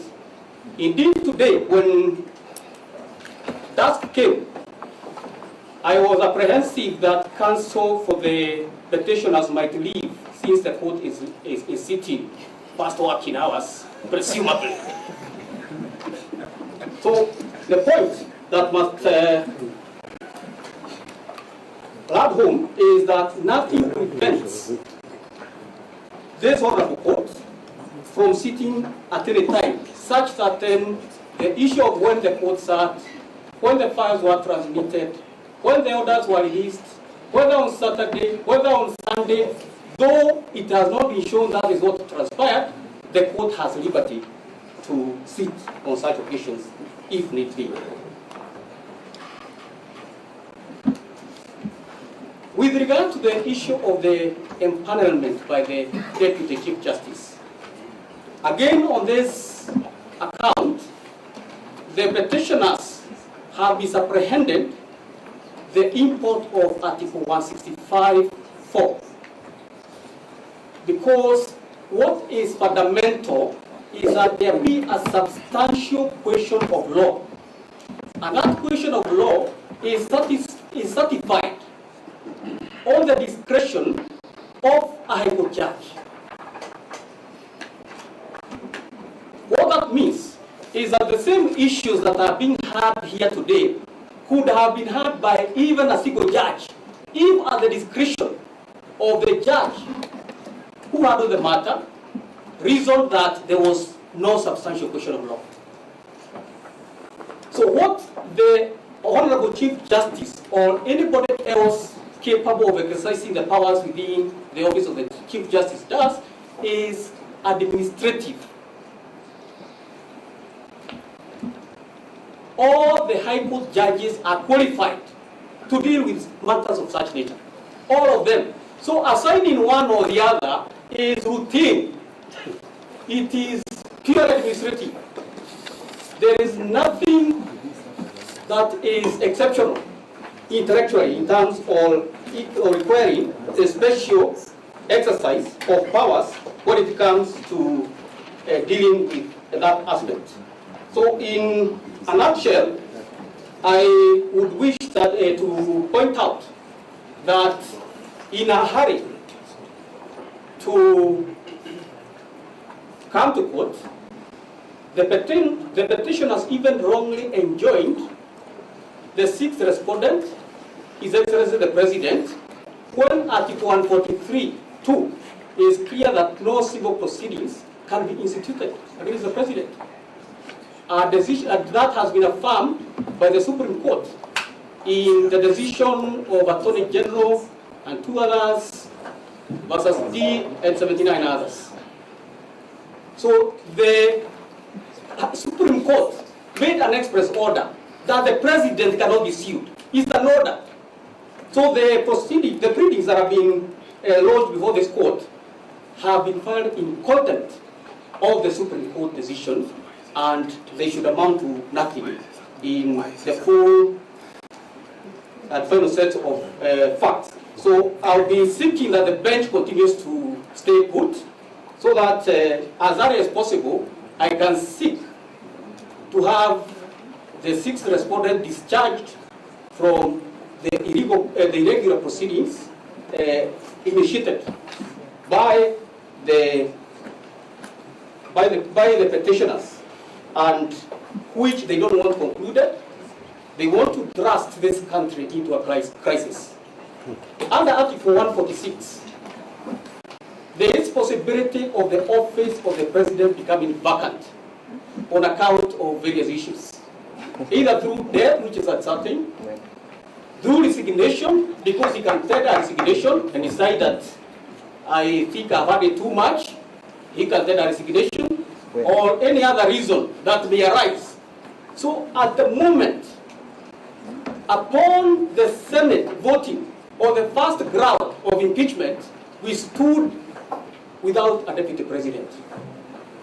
So what would happen in the event we have a vacancy in the office of the president? We are staring at a crisis. We don't have a deputy president. The Honorable Speaker of the Assembly can only serve for 60 days.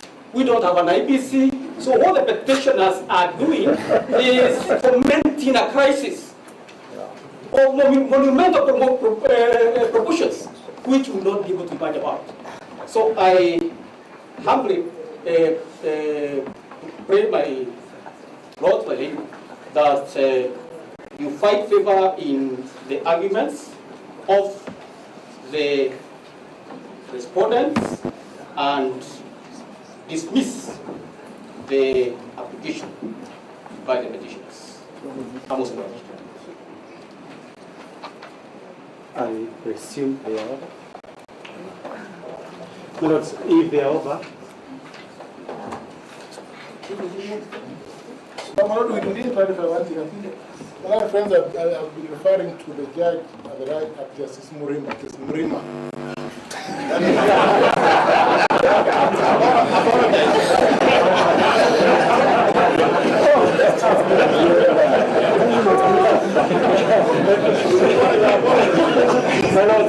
Well, I grew up in Nakuru. I don't have the problem of a male and an arm. So I know it's Murima. Are you the only person submitting now on this? Yes, I believe I'm in my minutes, the 20 minutes. I want to do 15 minutes. They were 20 minutes, yes. And I said I'm doing 15. Mr. Ongoya will do 5. That's what I'm saying. No. He asked for 20, I'll do 15. All right. And the Kaminwa, because of seniority, is asking for 5. No, my lord, I have to use 15. There were very many people who say those things. Yeah. So I need 15. I'll give Mr. Ongoya. We need 5. Kaminwa 5. My lord, let me start at least for one point.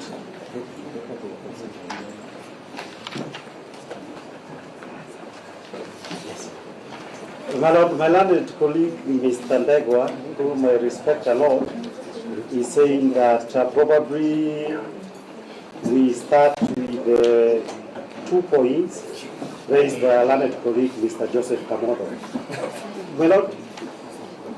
My lord, the first thing, what is it? Okay. My lord, the first thing is that the president cannot be sued. My lord, for purposes of my understanding of the Constitution, everyone under the Constitution of Kenya is subject to the law. That is what the Constitution says. There is nothing the Supreme Court or any other court can say as valid law to change that position of the Constitution.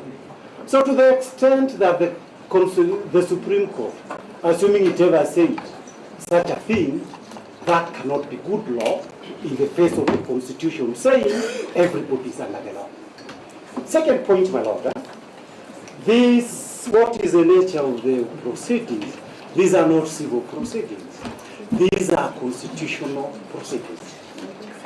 If Article 149 of the Constitution says the president shall do this, there is nothing in Article 156 that would entitle the Attorney General to be sued on behalf of the president.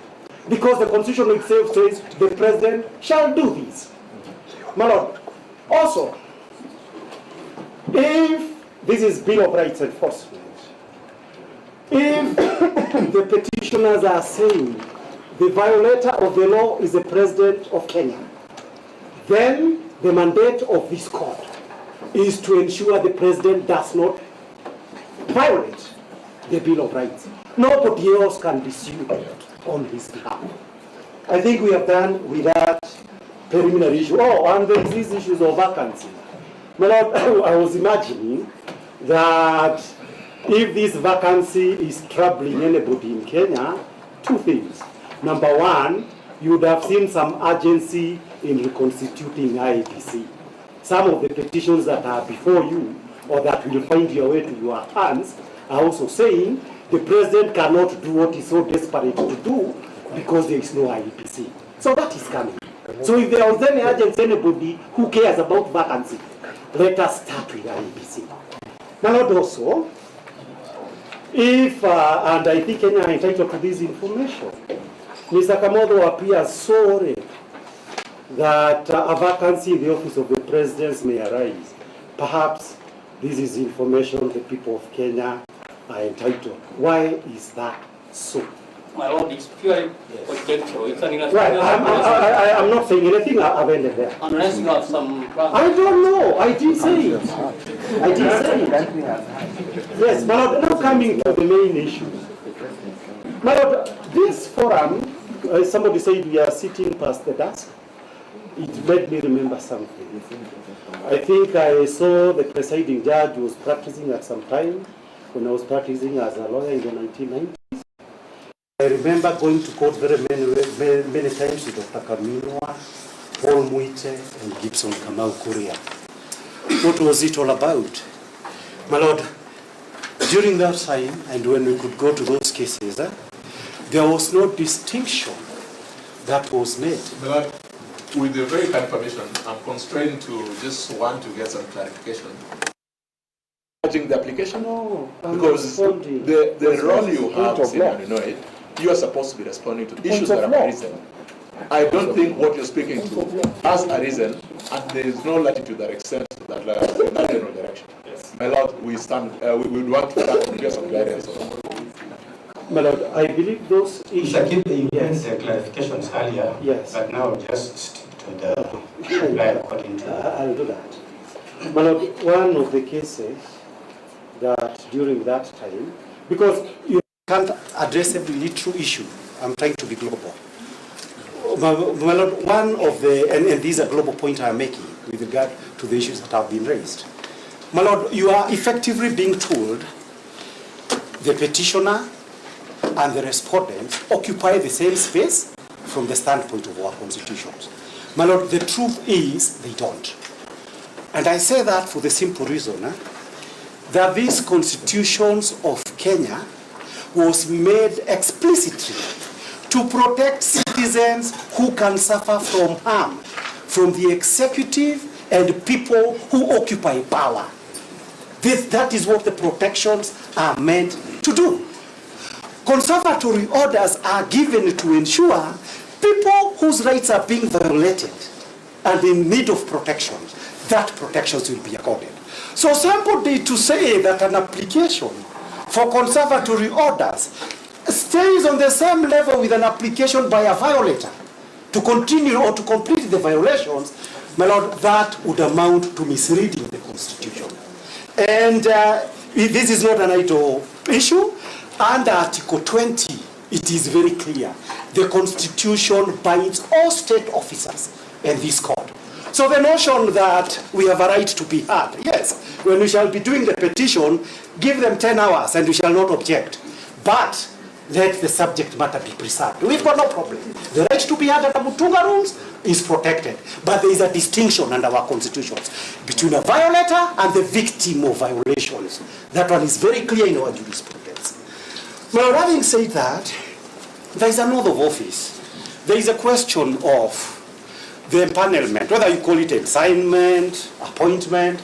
The issue is, for purposes of Article 165 of the Constitution, does the Chief Justice exercise judicial or administrative powers?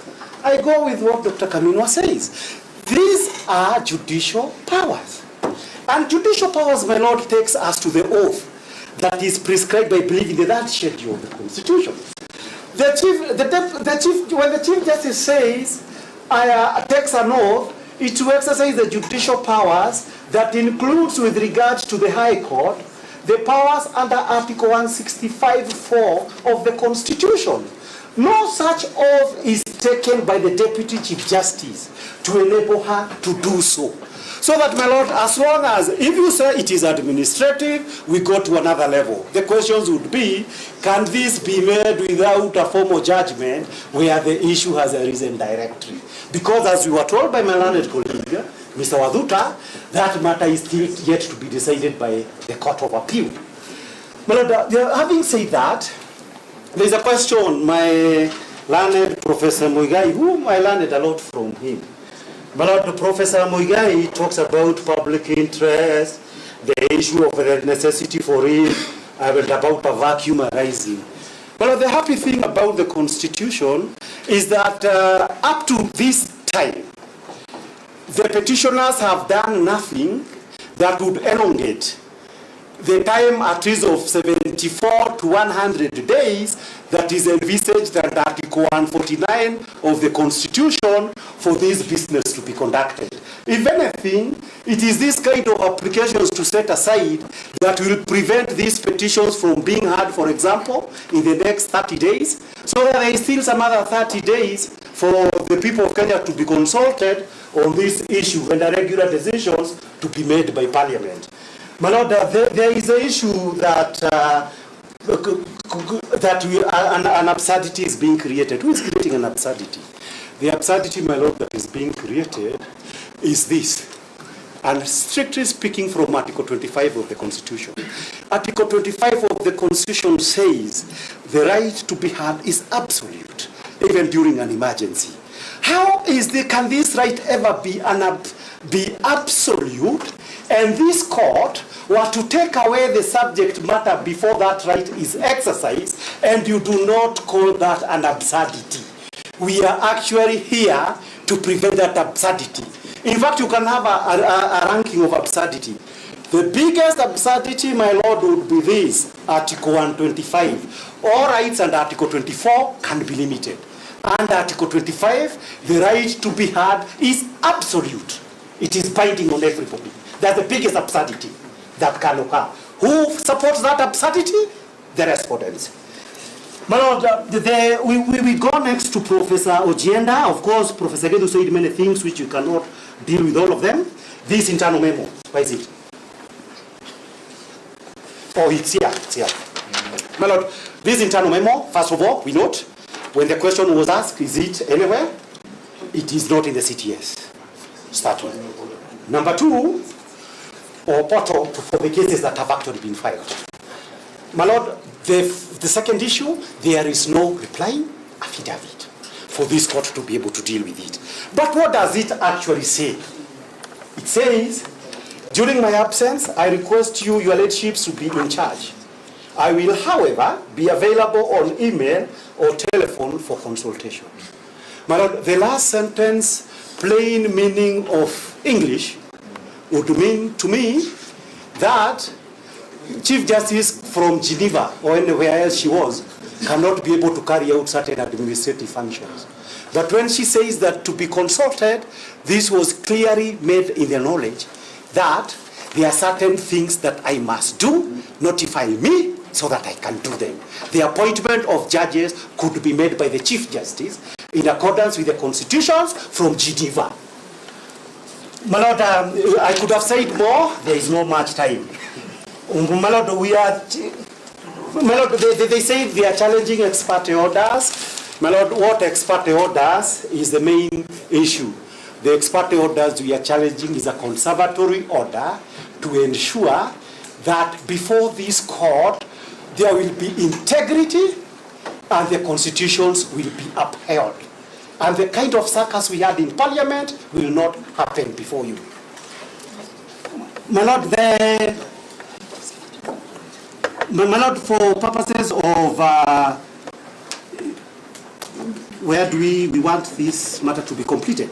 My Lord, they said that they want the matter to be completed. We are more desperate for this matter to be completed. And that is why in the expectation of the petitioners, we expected that the first business of this court, like it happens every time I sit on benches, and I've sat on very many, they say, this matter is very urgent, we cannot hear preliminary matters, let's go straight to the petition. So we are very desperate to have this matter heard. My Lord, there is my learned colleague, Mr. Nyamodi, whom again is a good friend of mine I respect. CJ occupies 3 constitutional offices, I agree. But the only issue of distinction is, under Article 165(4) of the Constitution, she cannot be able to perform that functions any more than we could say she could transfer judges.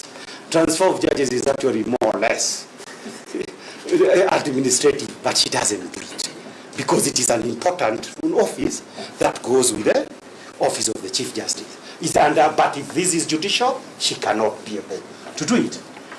My Lord, the issue of Conchela, again, the issue is contextual. The Chief Justice was a party, and therefore in Conchela, as far as I am concerned, the matter, the Deputy Chief Justice did so as an acting Chief Justice. Even Gachagua or anybody else who gets into that position, when they are acting as acting president, there are certain decisions that they can make, but they must wear that position. In this letter, there is nothing that suggests that the Deputy Chief Justice was turned into an acting Chief Justice by the CJ. Equally importantly, there is no express delegation that my powers under Article 165(4) would now be performed by the Deputy Chief Justice. My Lord, the issue of Gumbo came with some funny issue on concealment of material facts. I do not know. I struggled to listen that we have concealed anything. Now, as anything, we actually even did an affidavit. They had the right to do an affidavit. It is not indicated that this document, which was in our possession, as I understand the law of disclosure, we failed to disclose it. All the other issues they are raising are points that are in contention. That does not amount to concealment, as I understand it within the law. My Lord, there was the question that no basis for Getonga Murugaro. Getonga Murugaros, I'm trying to rush. Murugaru? Okay. Murugara, okay. That's very sorry. Oh, that's okay, my friend. My Lord, he says, and I agree with him, that this matter is very important for the 50 million Kenyans. I could not agree more. A matter that is so important to 50 million Kenyans, the least that could be expected is that proceedings are going to be conducted in open, without suspicions, without undue hurry and pressure.